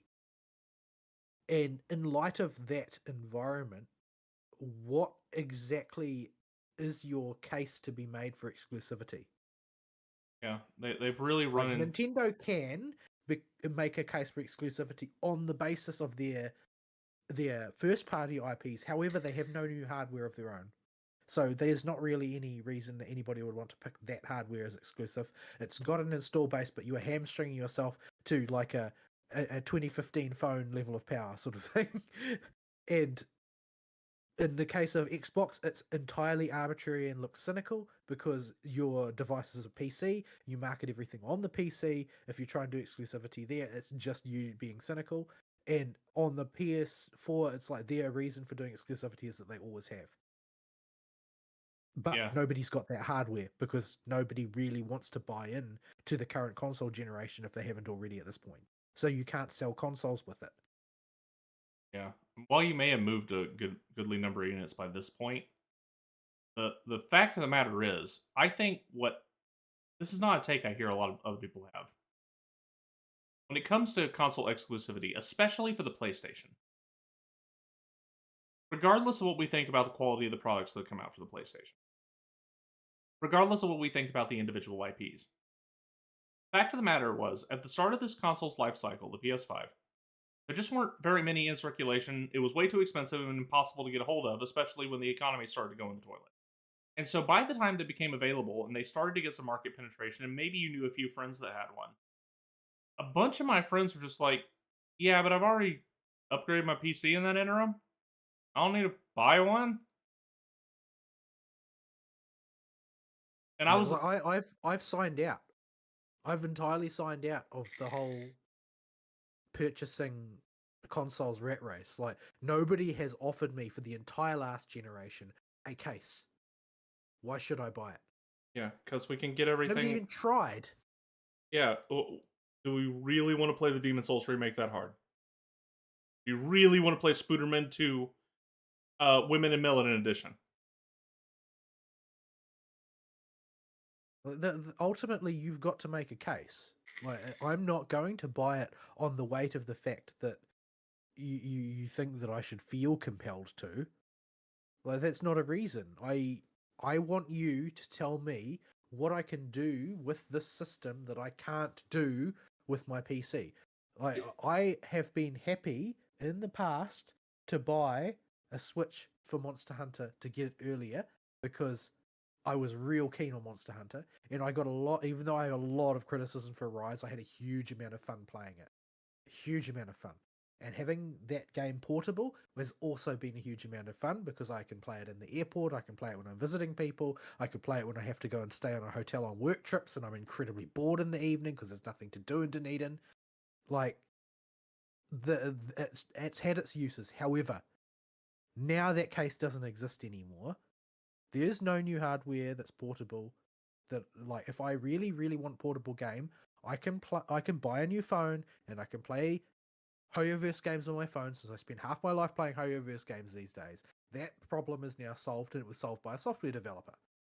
When it comes to consoles, what can I play on a console that I can't play on my PC? Do I really want to play it? Do I really? Like, because the argument used to I be, don't really need to play Demon Souls. yeah, well, exclusivity argument aside, the usability argument for consoles used to be. But the generation before this one, in the PS4 generation, that died. The death, sentenced to death, the great equalizer is death. When we would put a CD into our game drive, and it would have to patch itself slower than a PC can patch, and patch itself multiple times instead of just the one time Steam has to do to catch it up, usually, maybe one more install after you open the game. At light speed, because you could, your PC's gear is almost certainly better than whatever the PS4 had. And it didn't take forever to connect to anything and have load times that were a gazillion years long. The usability argument died in the PS4 era. And the PS5 era opened with, oh, we got this SSD with these super fast load times, and we bring the usability back. And I still got to be connected to the internet all the time. I still got to download patches all the time. And you just made the game honk and bigger. Well, I mean, the new COD is literally hundreds of gigabytes now. Yeah. And that's only going to get worse over time. It's not going to get better. Yeah. Games aren't going to get smaller as a general trend, not on the current development trajectory. Some games may or may not be Street Fighter 5 or whatever, but yeah, it's going to be a mess. And since that's the software environment we're moving into, would you not rather have a device where you can freely and quickly swap out external hard drives instead of having to set up and format it for the special PS5 version of the whatever NTSC formatting it needs? Every single time you want to put a new freaking hard drive in the thing? Seems to me like PC wins that one. So your usability argument is completely dead. You don't have a device that's better than PC anymore because it still requires connecting, loading, and patching, installing, etc. We can't just pop in the disc and play. You've killed that. You've killed your unique IPs by basically not signing good enough deals and encouraging the developers to want to work for you and make good quality products. Instead, you invested in Spider-Man 2, an okay game. If you were going by the first one, I haven't played the second, and that just focuses on diversity and removing the pride flags. If you're on the first one's PC version,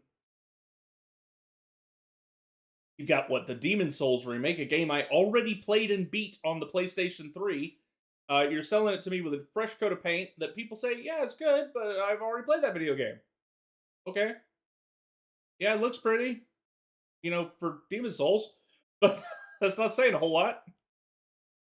Okay, what else you got? Oh, Final Fantasy? Oh, well, Squeenix realized that was a real bad idea, and they have been hinting since the dang thing dropped on the PS5 that a PC version was coming as in bright neon lights as they could without explicitly saying it.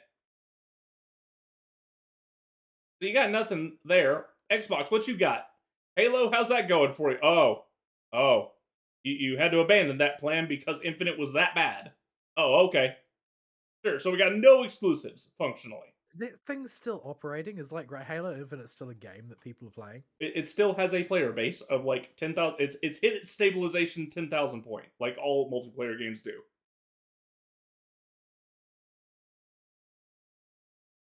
But I don't think it's getting supported anymore. I think they finally decided to let that one die on the vine. Like, okay, so you've got nothing for exclusives. You've given no support to the developers that'll give you exclusives, aside from your one-off exclusivity fee because you were lazy. You've got nothing in terms of usability for your consoles. Why would we freaking get a console? If I want to use a media device in my living room, I'll just tether my PC to it. It ain't hard. All I gotta do is set them both up on the same Wi-Fi network and tap the share button. Broadcast 2 devices on YouTube.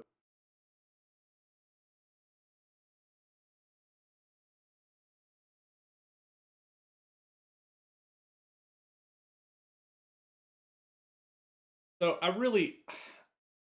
I'm wondering if the next console generation may be the last one. I'm wondering if there will be a next console generation. Yeah, I think It's around time that they would normally start to announce or purposefully leak development of such a thing.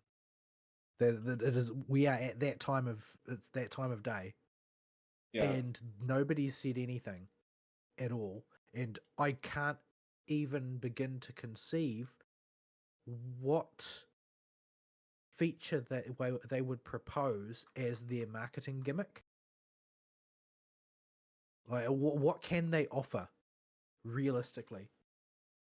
I don't really know what it could be, because they're going to end up looking like transparently inferior one way or another. Yeah, no matter what, when it comes to us as people interested in playing video games, I do not see a way they can make it easier and more better play experience for us to play on the console rather than play on PC at this point. Because as much as we growl and grumble about all the problems Steam has whenever it does an update, when it gets them ironed out, usually the quality of life upgrade is very tangible compared to the last. That transitionary period is going to make us pretty dang angry because they're going to change a whole lot of crap every time they do it, because Steam ain't nothing but giant updates when they finally do cram one through. But generally, Steam right now is at a point where it's better than all the consoles in terms of just, I want to play a video game. Yeah, there's just not that much that I want to play on console anymore. Like, both my PS4 and my Switch ended their life as Monster Hunter consoles. Like, they were for Monster Hunter. That was the reason they existed, to Monster Hunter on. More than anything else. And so long as Capcom have made a concrete transition to PC, I will just buy Monster Hunter on PC from now on. Yeah. That's just the way of things. It's not enough to justify a console. Nothing else is offered by them. Like I had a bunch of other games I wanted to play on PS4, so I've got a PS4. But most of the time when I use it these days, which isn't that often, it's primarily for its use as a Blu-ray player. My Switch is used primarily as a portable device before I got into Hoyo games and that sort of thing. So, like, I would rather buy a new phone than buy another handheld console, probably. Like, there's just no case being made. There's no case being made that a console is something meaningfully beneficial as an instrument. I'm not going to get anything out of it. Like the PS4 was basically useful to me for as long as I was interested in tooling around with my PSVR. And that Yeah. was it. Yeah, and nowadays, if you want the latest VR, the MetaQuest 3, even though you got to put up with Facebook and the Zuckerberg lizard, it's cheaper and better than anything the consoles have, and it's wireless if you got There's the router for it. for the generation of the PSVR, there were a lot of concrete advantages over the others. Yeah, Like it had its incompatibility with PCs was the biggest drawback, of course. But in terms of like ergonomics and deployment of the actual technology, it was vastly superior in a variety of ways. But you know that to the extent that technology is valuable, it will mature moving forward. And as an implementation, I don't really see the need to hitch myself to a console anymore. And I don't think other VR systems going forward will probably play very hard on that angle either. I just don't think that they're going to do another console generation in a meaningful sense. Like, I think that it is reasonable to suppose that Sony will release another console because Sony thinks of itself as a company that releases consoles. And I think that there's a good chance that Nintendo will do something, but I think that there's also a good chance it will be something that very odd and different, yeah. much in the way the Nintendo's. last few consoles have been. I don't even really count Nintendo as part of the traditional console cycle because they are now so out of lockstep with the rest of the industry because the rest of the industry just doesn't matter to them. What they're doing is totally irrelevant to them. I could totally envision Microsoft just backing out of the rat race entirely. Yeah, I think that would be the smart play for Microsoft. Go full bore back in PC. Now, I don't know, maybe there's like a huge Xbone install base that I don't know about. But when it comes to like buying things at the supermarket, and there is like a on the box there's like a competition that I'll buy this and enter the draw to win. It's always like an Xbox, always. Like it's got this sort of weird kind of cereal box tchotchke attribute to it now. Like there are so many floating around and nobody knows what to do with them all. yeah. Know what that reminded me of? My Mountain Zoo. You and your Mountain Zoo. Well, the only promotion I've gotten from one of them little can things that I can think of in recent memory is my good old Mountain Zoo. Oh man, that you want to talk about intestinal damage? Somebody that does not drink Mountain Dew very often, having to chug down 6 of them, get my Mountain Zoo. Don't do that. Was it worth it for you? No, Are you now filled with joy to be the proud owner of Mountain Zoo? I have conquered my trauma, and now write a very evil, angry version of my trauma around the guild house.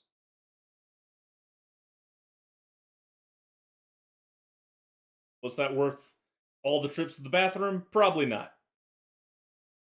But it is what it be.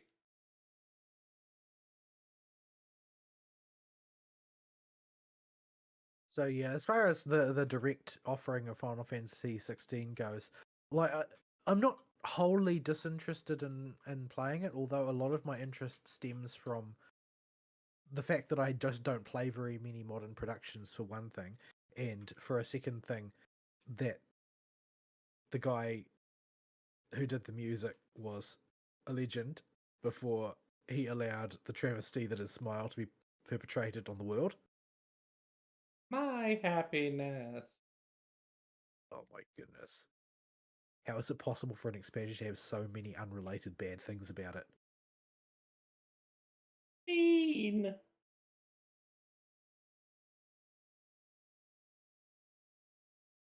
Yeah, I've seen a lot of people posting testimonials online on Twitter about being in the room with somebody else playing Final Fantasy 14, and then Smile starts to play, and then the other person just looks at them. What the hell is that? Like the song, when removed entirely from context, it is impossible to conceal what an atrocity it is. Yeah. When in context, Such that even a total normie who doesn't have the context can recognize that it is appalling. yeah. Even in the context, we just genocided your population. That is actually an unbelievably hot button issue that will immediately start a fight online. Is that there's this faction of people online who think that it is not in any way narratively strange that they should just, switch off living memory and obliterate everything in it. And their justification is that, oh, well, basically everybody living in living memory is just an advanced chatbot. But that's sort of missing the point. The point is twofold. Number one, given that the metaphysics of reincarnation in Aetheris are wholly mechanical and explicable in nature, and that this nature has been elucidated, is there a difference between a quote real unquote individual and living memories simulacra? And secondly, the bigger problem is it is not that they casually turned all of these things off so much as they never reckoned with the question of whether it was appropriate to do so, which is the obvious question that you should be asking at that point when you are encountering all of these people who, they look and live and act just like real people. Regardless of whether you think they're real people or not, shouldn't you ask whether or not they're real people? But there's a huge contingent of people online who are going around basically sniggering that people are so small-brained that they think it would be a genocide to switch that server off when they're just chatbots. hi, Cryo Mom. Hi, So Cryo Dad. I'm gonna kill you now. Let's say that that's 150% true, that they're just chatbots and there's no moral meaning whatsoever to switching them off. Well, why are the people who are experiencing the interactions with these people not having to go through the contortions associated with coming to that conclusion? Nobody involved with that entire chapter acts like a real human being. Nah, Cryo's totally okay with just turning her mom off. Aaronville, totally okay with just turning his mom off. Pull the plug. Yeah, there's so many issues with even the best parts of Dawntrail, such as they are, that I just don't understand why anybody's bothering to try and defend it. Like, what is in it for you? Who's the mama? Who the mama? This I'm telling question, you. above all else. Parthenogenesis. That's how it works. Has to be. I need to Who know else who could it possibly be? I need to know who the mama is. This question has bugged me since I got to since I saw that baby walk across the screen. He's the mama. Nah. He found a way with a robot and Speen. Listen. There are a lot of different lizards that reproduce asexually. I'm not even joking. I know, but we know that both races that he originates from come from mama lizards. But they have to. Look, Like it's called facultative parthenogenesis, right? Like you don't have to, but you do.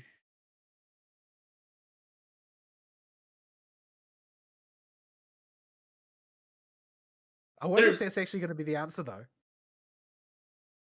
Though, I mean, usually it's only females that can do it. I really, really don't want either of our answers of Fiend finding the Robo Lizard or your You see, Pathobajuju to be you the see, answer. you see, when Zorilja, he's like, oh no, there's no female lizards around. I guess I have to transition.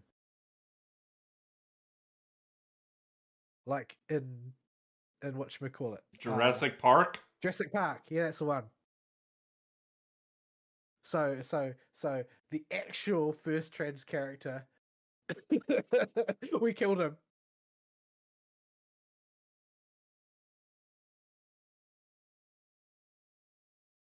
Please, Squeenix, just tell us who the mama is so we don't have to think about this anymore. Really, you don't want to sort of like dwell on this horizon and mull it over a bit? No, I was already hung up on what happened. How does the one head control both sides of the body when one half's dead? Like, does one head have full faculties the whole time it's alive? Like, can it delegate responsibilities of the opposite side to the other head? Is it split until one of them dies?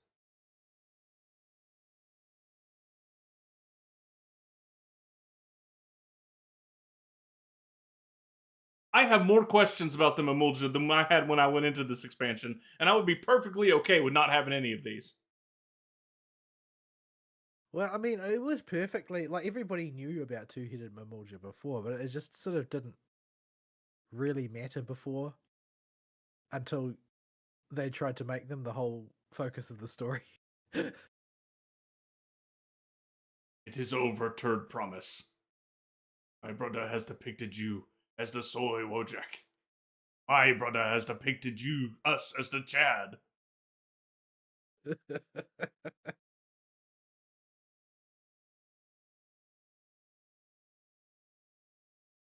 Google Jaja is the leader that this nation deserves. Anyway, we got off on Final Fantasy again. Well, we were talking about Final Fantasy to begin with. I know. So yeah, I'll play it. I'll come back with a report. Probably won't. I don't know if I'll play it immediately yet. I'm not sure how my game docket's looking. End of September is going into Hell Week for me, or Hell Month for me. And I would like to play it when I'm not going to have random days consumed with full days of Omnom. Yeah, end of September is going to be an absolute nightmare for me as well because heaps of people are insisting on taking leave. Honestly, leave is becoming a bigger and bigger nightmare because everybody thinks that they're entitled to take leave whenever the hell they want, and because employment law is so employee favoring in this country, I can't do anything about it. Yeah. So we're looking at a rocky time for this game to come out for me.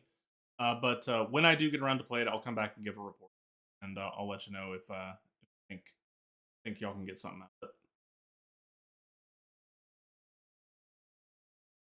So that's that one.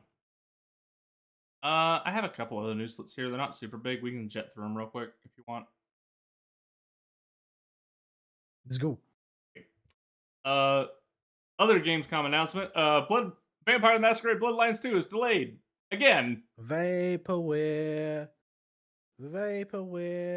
If there was ever a chance of it being good before, there is definitely not going to be good now. Nah. You simply can't develop a game like this. It doesn't happen.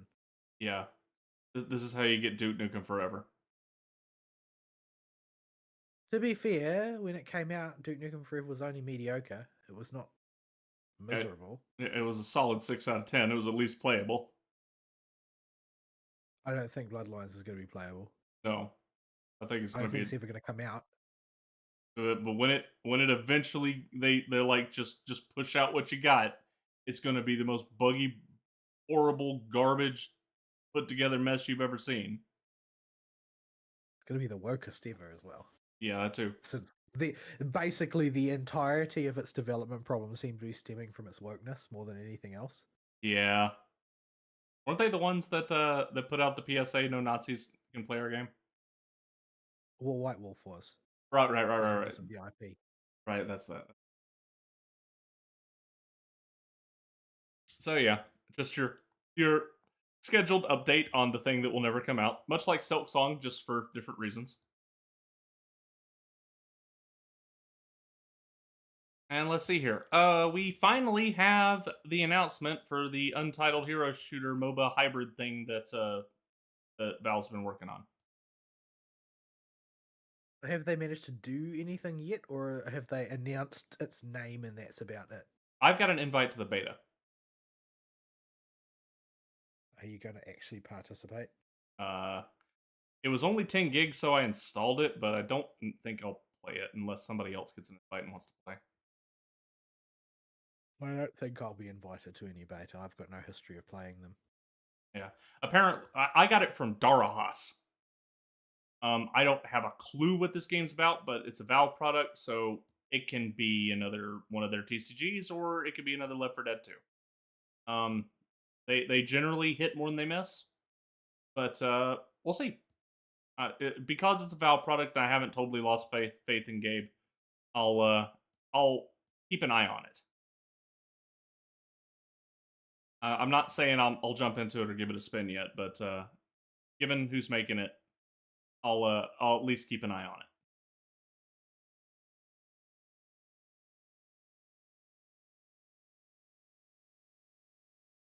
So yeah, that's where we're at.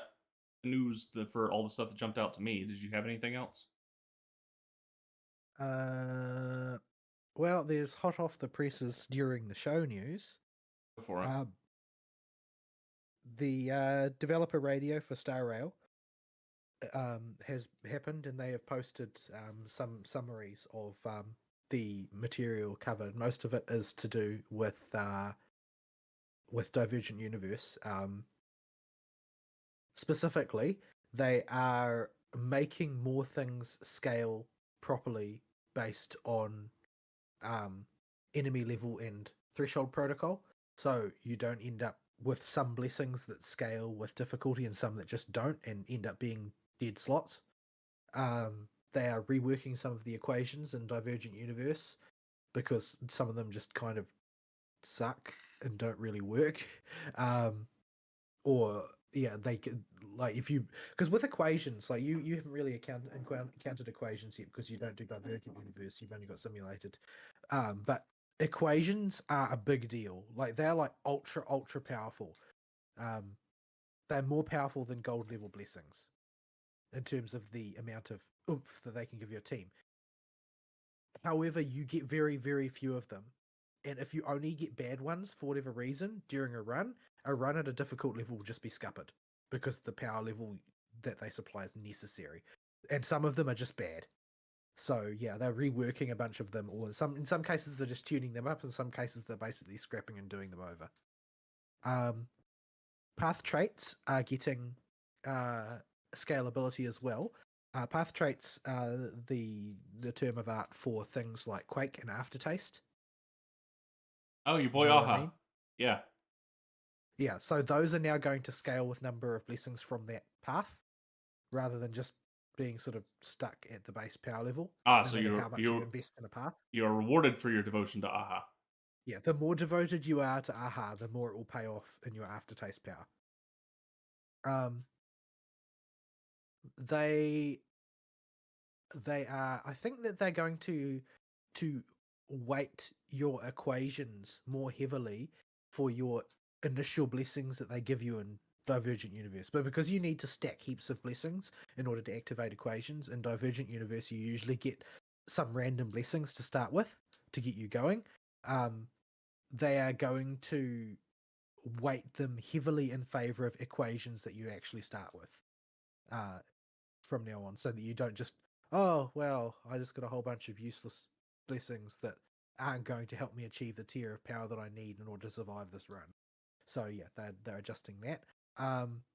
Weighted curios are sort of like very, very narrowly applicable but very powerful curios that you can get. They are basically, there are basically some team builds that can't use any of them, and so they're making some adjustments so that they have more broader applicability, rather than like for instance, there's lots of curios that only work for people who are physical damage dealers. Yeah. So if you don't have any and you keep pulling those curios, you're sort of scuppered. So yeah, they're making them broader applicable. And they're just adding a whole bunch of like miscellaneous stuff, like just more equations, more curios, more occurrences, blessings, adventure domains, that sort of thing.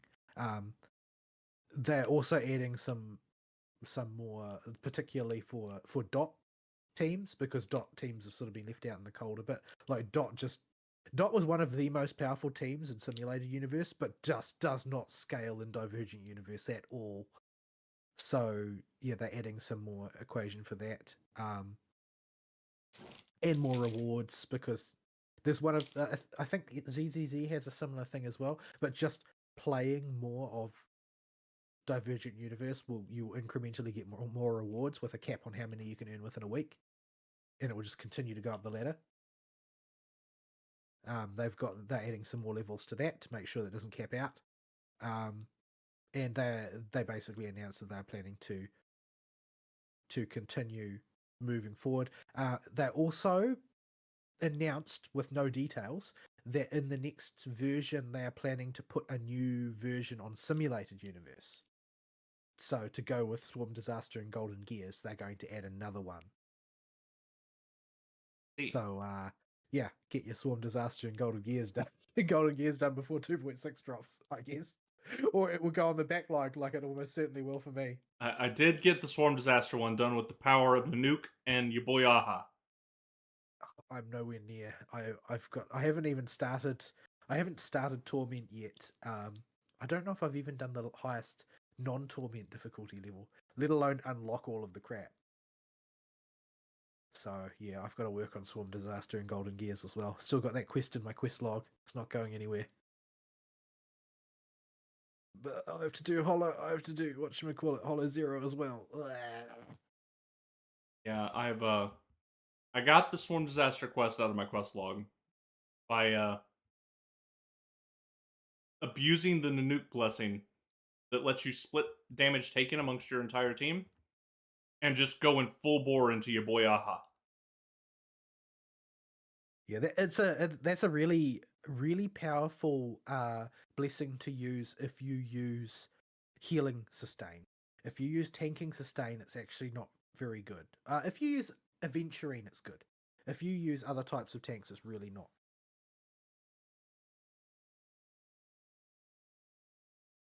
Like most of the time, like for instance, Jeopard does tank with shields a bit, which does favor that way of doing things. But his main method of tanking is the fact that he personally has extremely high defense and very, very high aggro modifier compared to most tanks. Like he's higher than average.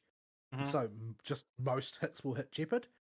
But in that scenario, spreading the damage around is a bad thing, because you want him to be soaking the damage. And for Fushwen, that blessing just inactivates her passive entirely, because her passive is that blessing. It splits damage, except that the damage mostly goes to her. But if you have that blessing, then the damage that goes to her then bounces back on the party and spreads across them. So it's really, really bad for Fushwen. But if you are using Huohuo as your healer, or Gallagher as your healer, or in future Lingsha as your healer, like those are going to work really well with that blessing, because for instance, dot teams with a Huohuo healer, which is the most common dot team format, they don't have any tanks, and they are likely, not definitely, but likely to have at least one 4-star in a lot of cases. If you don't have Black Swan, then you're probably going to have Gwenifin or someone like that. 4-stars are just squishy due to stats. End of story. So you want to make sure the spread is even at all times, so nobody can get nuked out of existence, and that blessing is really effective for that. But yeah, it's a very powerful one, but it can be very bad in the wrong circumstances. Yeah, And there are occasions where you get a blessing forced on you when you don't really want it. Yeah, I still have the quest to get the gear 1 out of my log. I have attempted it a few times. Golden Gears can be an epic journey. Like it's a long road to unlock all that stuff. Forget unlock all the stuff. I just want the quest out of my log, which just says do it. I haven't done that either. Like every time I look at that dice menu, I start to think that it's too confusing and I don't want to do this anymore. Yeah, I got to the final boss with the same strat, but I had your girl Mahjong on the team, and I had one of the I had the disaster trigger that every time a character takes an action, it advances forward, and this counts re-rolling the Mahjong tiles. I must have tried like 5 attempts on that boss, just hoping it only would take like one flip of the Mahjong tiles. And every time. And I got real close one time. But the destruction explosion was just creeping ever closer, and I couldn't keep up eventually, and it got down to just a girl whoa whoa and tail. And they ain't gonna solo a boss. Oh dear, oh dear. I'm a big fan of Xingque. She doesn't have waifu attributes, but she's a very fun character, and you keep encountering her as well. Like most chapters, she finds a way to work her way in there somewhere. She even makes a surprise appearance at one point on Penacony. I see. The circumstances of which are hilarious.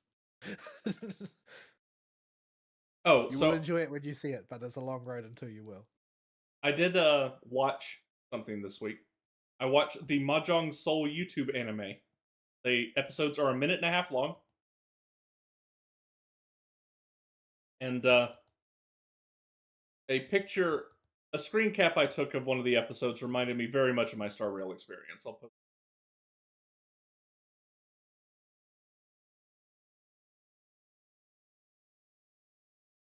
I see. But yep. Some days on when you're playing Xingqiang, you get 13 orphans, and you just. I used her like yesterday just to try her out for something. I think it might have been in the trash can event. Is she in the trash can event? I don't think so. That's the only context I can think of that I would have used her. But yeah, I had a full rack of 7 skill points. I blew all of them and only managed to get 3 matching tiles. Oh, it would have been a trial quest probably. There you go. I think Sparkle's on the banner, right? Yeah. So Xingqi's probably on the trial team. And I had a full rack of 7 skill points. I burned them all and only got 3 matching tiles. Yeah, and then sometimes you just bust.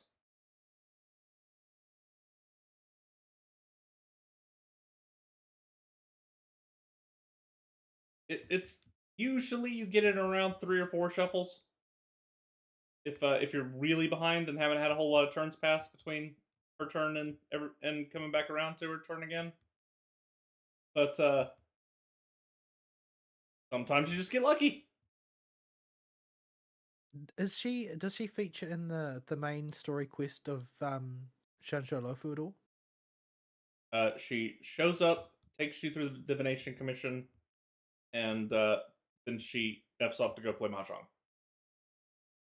Because there's like she's in a lot of side quests in Shansho Lofu. Like every time you go to do something, she's just sort of like loitering around, skiving off work in the corner, sort of thing, and ends up joining in. She has sent me text messages about how she is constantly going online and offline because people walk up behind her trying to get me to come play mahjong with her.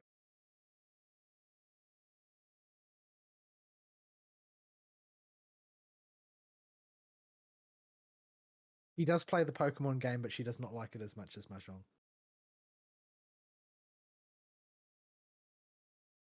I've tried to talk Ibu into going for a prestigious title in Final Fantasy. And I've tried to talk him into going for the mahjong titles. Like, you got your once and future queens and your necromancers and your lone heroes and your fishing titles, and all those come with heavy prestige and lots of work that went into getting them. But rarer than all of them are the mahjong titles. What is the matchmaking queue like for Mahjong? You got a few spare hours at the higher ranks.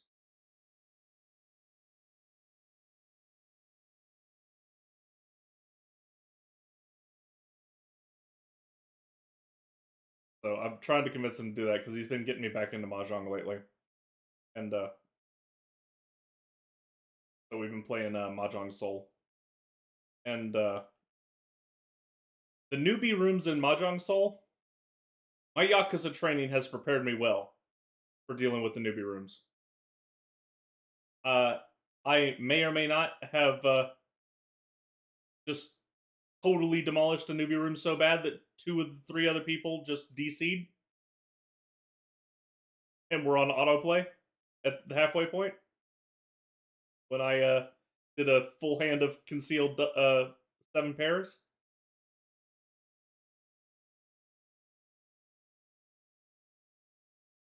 They were not good. They were chi-ing everything.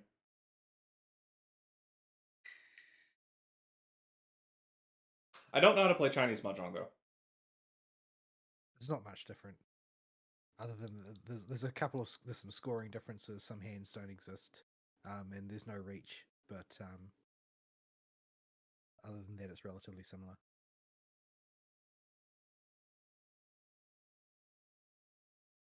Yeah.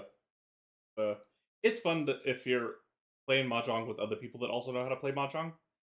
It is not fun beating up on people that have installed Mahjong Soul because it had the cat girl on the front of it and don't really know what they're doing. And it's not really fun playing against the AI. But if you get some people that know that that play, it's Getting fun. to the point where one of those is a lot of effort, though. Like it's like a version of poker that's incredibly hard to teach to people.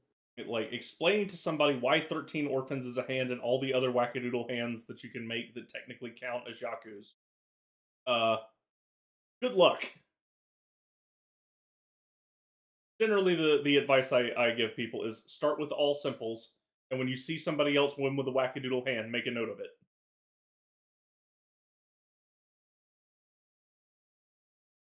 You can start worrying about your all terminals, straights, and your 13 orphans and your all greens and your seat wins and all that later. Just focus on all simples and start It's there. almost a given. It's almost a given that eventually Star Rail will have a fully fledged multiplayer Mahjong game in it. Oh no, we're gonna have provided that there's no law preventing it. But yeah, it's almost certainly going to be the case, I would guess. I mean, they already put fully fledged match 3 in it, right? And we know for a fact that Celestial Jade has a pre-existing presence in the setting. Yeah. Are we gonna have to climb the Mahjong leaderboards? Hello, Jade. Possible. Though I can't imagine that there'll be that many people climbing on the American server. Suppose that's true. Remember, most of the people that play the game in the West are freaking troons. I can guarantee you they do not know how to pass on a call. Well, even if they do, they're only going to be out there until they 41% themselves. Oh man. Can you just imagine some poor troon sitting there, putting their hand together? They call Ricci after putting themselves in Furryton. Well, it'll be Chinese Mahjong, so they won't be Ricci. But still putting themselves in Furryton so they can't pull off anybody else, and them getting so mad because the game won't let them win when they see the tile played. Oh, that'd be wonderful. I'd laugh at a clip of that all day long. I'm sorry, Fern. Fern probably thinks we're speaking crazy language using Mahjong terms. I never learned how to play Mahjong, or rather, I tried a couple times and I was real bad at it. So I didn't have any motivation to stick with it until I actually got competent. Look, maybe if I play the Yakuza games, I'll have no choice. Look, I'm here to tell you, if you want to 100% a Yakuza game, it is mandatory for several of them. You get not just okay at Mahjong, you have to get good at Mahjong. I was surprised how quick it came back to me after not playing forever. Like, there's so many freaking wackadoodle Yakus and weird hands you can make, and they just all started trickling back in my brain over the course of just an evening of playing casually. And then I went into the ranked room and was just pub stomping people.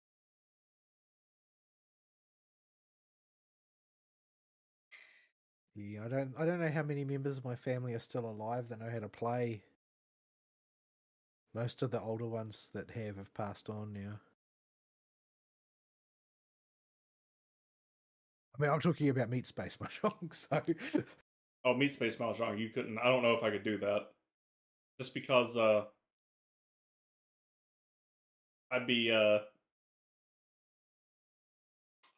I cannot move quickly in Mahjong, and I feel like I would slow the game down.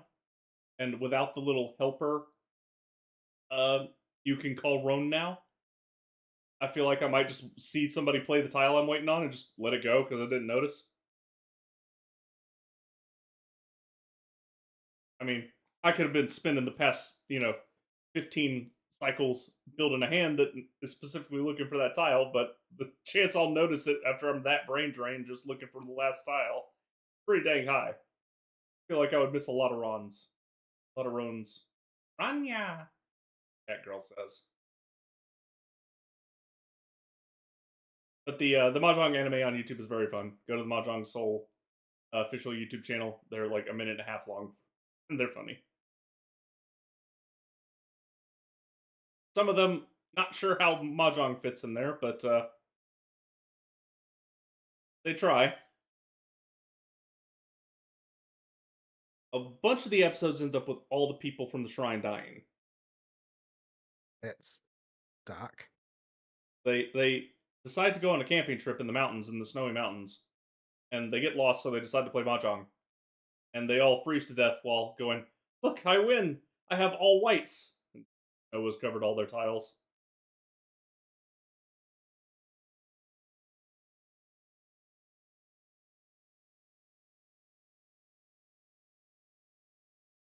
But yeah, it's a fun little anime.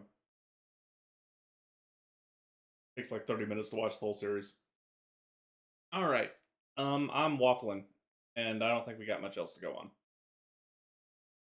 No, I don't think I had anything else I wanted to mention offhand. I don't think there's anything particularly important.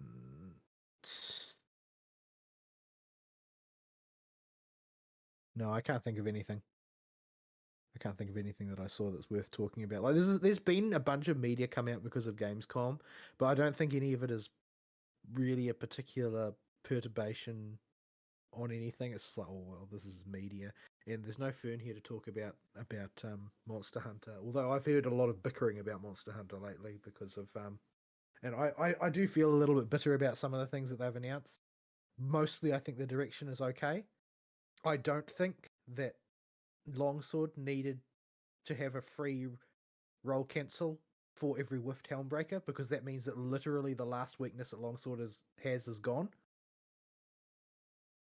But every Monster Hunter game's got to have that one weapon. Except it's Longsword in every game. Well, it's Charge Blade in World. Well, Charge Blade is only powerful because you get a good output no matter what button you press. You just hammer the buttons in roughly the right order, and you'll beat the monster because you're constantly dealing staggering damage. So it doesn't require any skill whatsoever to play compared to other weapons. But when used correctly, Longsword doesn't have risks. And the one risk that it used to have was if you whiffed your Helmbreaker, you were left open. But that doesn't have that risk anymore in Wilds. You can just roll out of your Helmbreaker. Yeah, I need to watch the Double Blades video. I think they finally put it out. It looked completely indistinguishable from every other performance I've seen of Double Blades. Didn't look at all remarkable. I thought I linked it to you. Maybe I didn't. You did. I think you did. I just haven't watched it yet. I did. But yeah, it looked like Double Blades. That's all I can really say about it. I've never understood their mechanics anyway. But yeah, they also, the other thing that was causing lots of people to mauled wildly was apparently they have removed from Insect Glaive the ability to literally fly, and they have dramatically expanded the ground game kit so that you don't just basically spend all your time floating up in the air completely safe. Oh, I see. Yeah, it always kind of felt like the pogo into the air was supposed to be kind of like your finisher that you did. Get But a it was bit. all that people ever did. Yeah, but it just there was no penalty for it. Yes, people just fly forever. Provided there was a monster to land on, they would just fly forever. But apparently they're nerfing that pretty dramatically to ensure that you need to play. You can't just like. It seems to be to me that in most cases, what they have been doing is trying to remove things that stop you from needing to play the game. Except in the case of longsword, where provided that you know how to roll, you're never going to get hurt ever again. So it seems. And the justification that the longsword mains would be giving for this is, oh, but greatsword users can tackle out of true charge slash. Yeah, well, they can if they haven't actually swung the sword yet. Once you swing, you're at the mercy of the fates. You can't interrupt it for anything. Yeah, But, missing a Helmbreaker on longsword used to be the uh-oh moment. yeah, well, now it's not an uh-oh moment. You just roll and you'll be fine. Depends on how many iframes the roll has. If it's just a quick step more than a roll with just a roll animation, I might be okay with that. Well, the whole point is that to allow you to safely cancel out of a miss. If it's, we'll have to see with it. The weakness of missing a Helmbreaker was never that it didn't have involved frames. The weakness of missing a Helmbreaker is it left you open and in animation lock. Now there is no animation lock. You just keep moving. Yeah. So yeah, I'm interested to see if they how much of the wire bug remains with dual blades. I hope none of it. Well, there's no wire bug. Period. Well, I meant the move kit that came with the wire bug. If the general gist is roughly this: Monster Hunter World, the net opinion was that it was too bland. There was only simple moves for every weapon. And Monster Hunter Rise, it was too flashy. There were basically super moves only, and everybody spent all of their time using super moves. And Wilds as basically people's general impression so far is it's World except you can build up to a super move. Yeah, because just I remember in Rise building up to that stupid not building up to it, just saving up wire bugs for the big drill move where you jump up in the air and spin around. Yeah. Spinning like a top on their face. Oh, riveting gameplay. It was incredibly bland for me. Like, mostly what I ended up using wire bugs for, other than, movement, which you're sort of obliged to, like the main thing that you end up using them for with Greatsword is using a wire bug just straight up buffs your damage. You use a wire bug, your damage goes up by X%. Like, what a dull way of doing it. Wirebug did allow you to use a counter with heavy bowgun though, which I really enjoyed. So I would be sad if that was gone. I would be able to live with it if it was gone, because I used it mainly because it was cool. It was a really good way of reducing the risk level of using big shots if you got forced into a close battle, which in a lot of environments you had no choice. But yeah, then there's the whole you can carry two weapons thing. I don't know how it's implemented yet. I haven't seen much chatter about it, but I will finally no longer need to make the decision as to whether to take the greatsword or the heavy bowgun before a fight.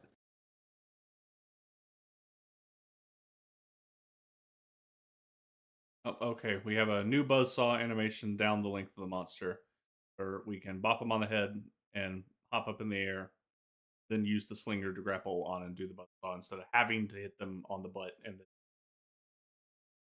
you have to hit them on the butt. Yeah, because for some godforsaken reason, if you tried to attach to a monster's head with the buzzsaw, it never worked. It worked sometimes, but it was incredibly inconsistent. But if you got on a slope surface and tried to do the leap into the buzzsaw slash on a monster and started at its tail, it would almost always connect and do the full buzz. Maybe it's because the tail is almost always one piece, whereas the head has heaps of different damage zones. Yeah. So it was all like, horn 1, horn 2, the face, the teeth, the neck, like everything in that end of the monster is like a menagerie of different impact zones all clutched together. Yeah, but Which tail is the part you cut off. the net effect was on any monster, no matter what monster it was in both games, Rise and World. If you just wanted to put damage on the health bar of the monster, the Buzzsaw Slash was your best option. Was to find a sloped surface and smack that booty, because that'll get the Buzzsaw attack to stick, and you'll do the full Buzzsaw all the way across the monster.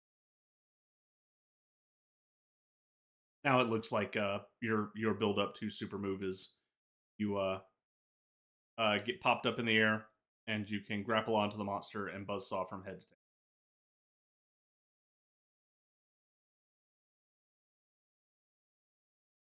And they got the spinny top move back.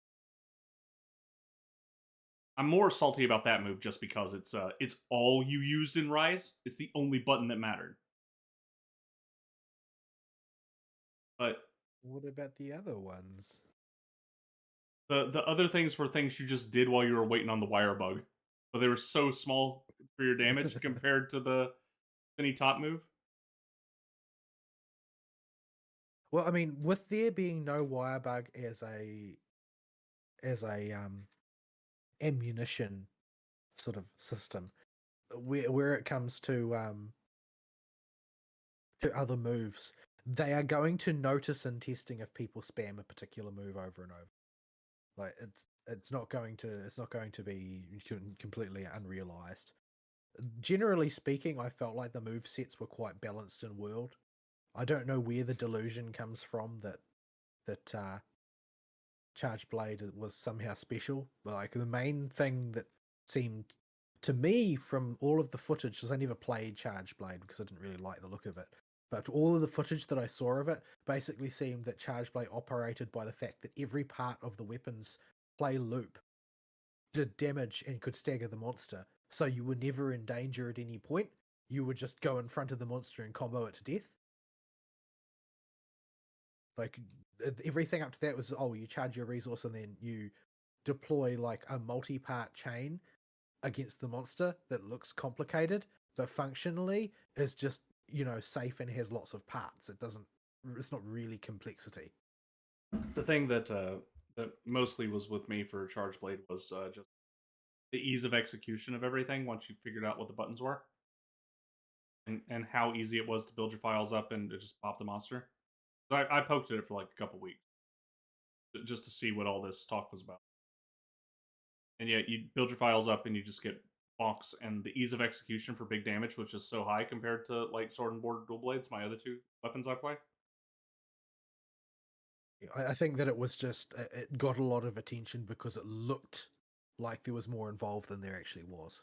Yeah, it was easy to present yourself as knowledgeable, but like it was, like I keep saying, it was always the case that when you deploy it correctly, it looks like you're doing a lot of real masterful stuff, but it's actually just a combo that more or less plays itself out. It's not really you doing anything. You just, I've charged my files, I've set up, and then I will unleash this thing and it will have a huge effect on the monster without really much effort being put in at that point. Like it's not this like the really masterful timing or anything. No, it's just, you buzzsaw the monster. Like it's not really it's not like once you secure the first hit, the monster is locked in position to receive all of the other hits. It's not like the Greatsword where your first hit does basically nothing and there's a very high chance of whiffing everything after that. Yeah, the two weapons I play are basically uptime is king, where I'm doing very steady damage to the boss, where me being able to get optimized uptime is rare, but really cool when it happens because I can shred their health. Because usually it involves needing a sloped surface.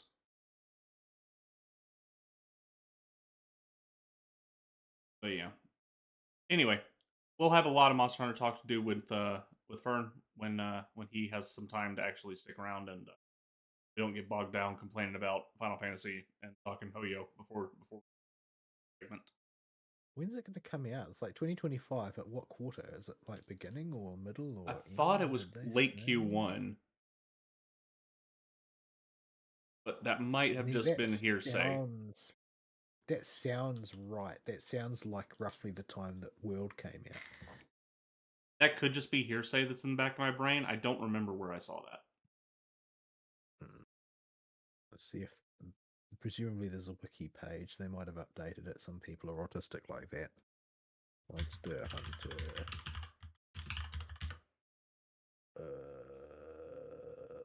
What's set to be released in 2025. I can't find anything more than the year. Yeah, I'm only seeing.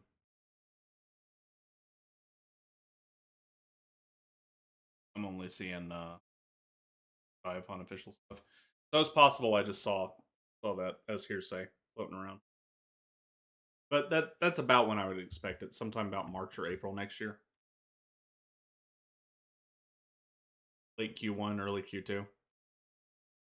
Sounds about right. And that's usually a good time bracket for a game to come out. Yeah, World came out in late January, so that would be more or less what I expect from them to do the similar thing again. So okay, I think it's about time we wrap. Alrighty. All right. Thank you for the email, Serathis. Bit late on that, but we did see it. We did remember it, and please keep writing us emails because nobody else does. Alrighty, folks. I guess we're done. We'll see you next week. Sayonara. Bye-bye.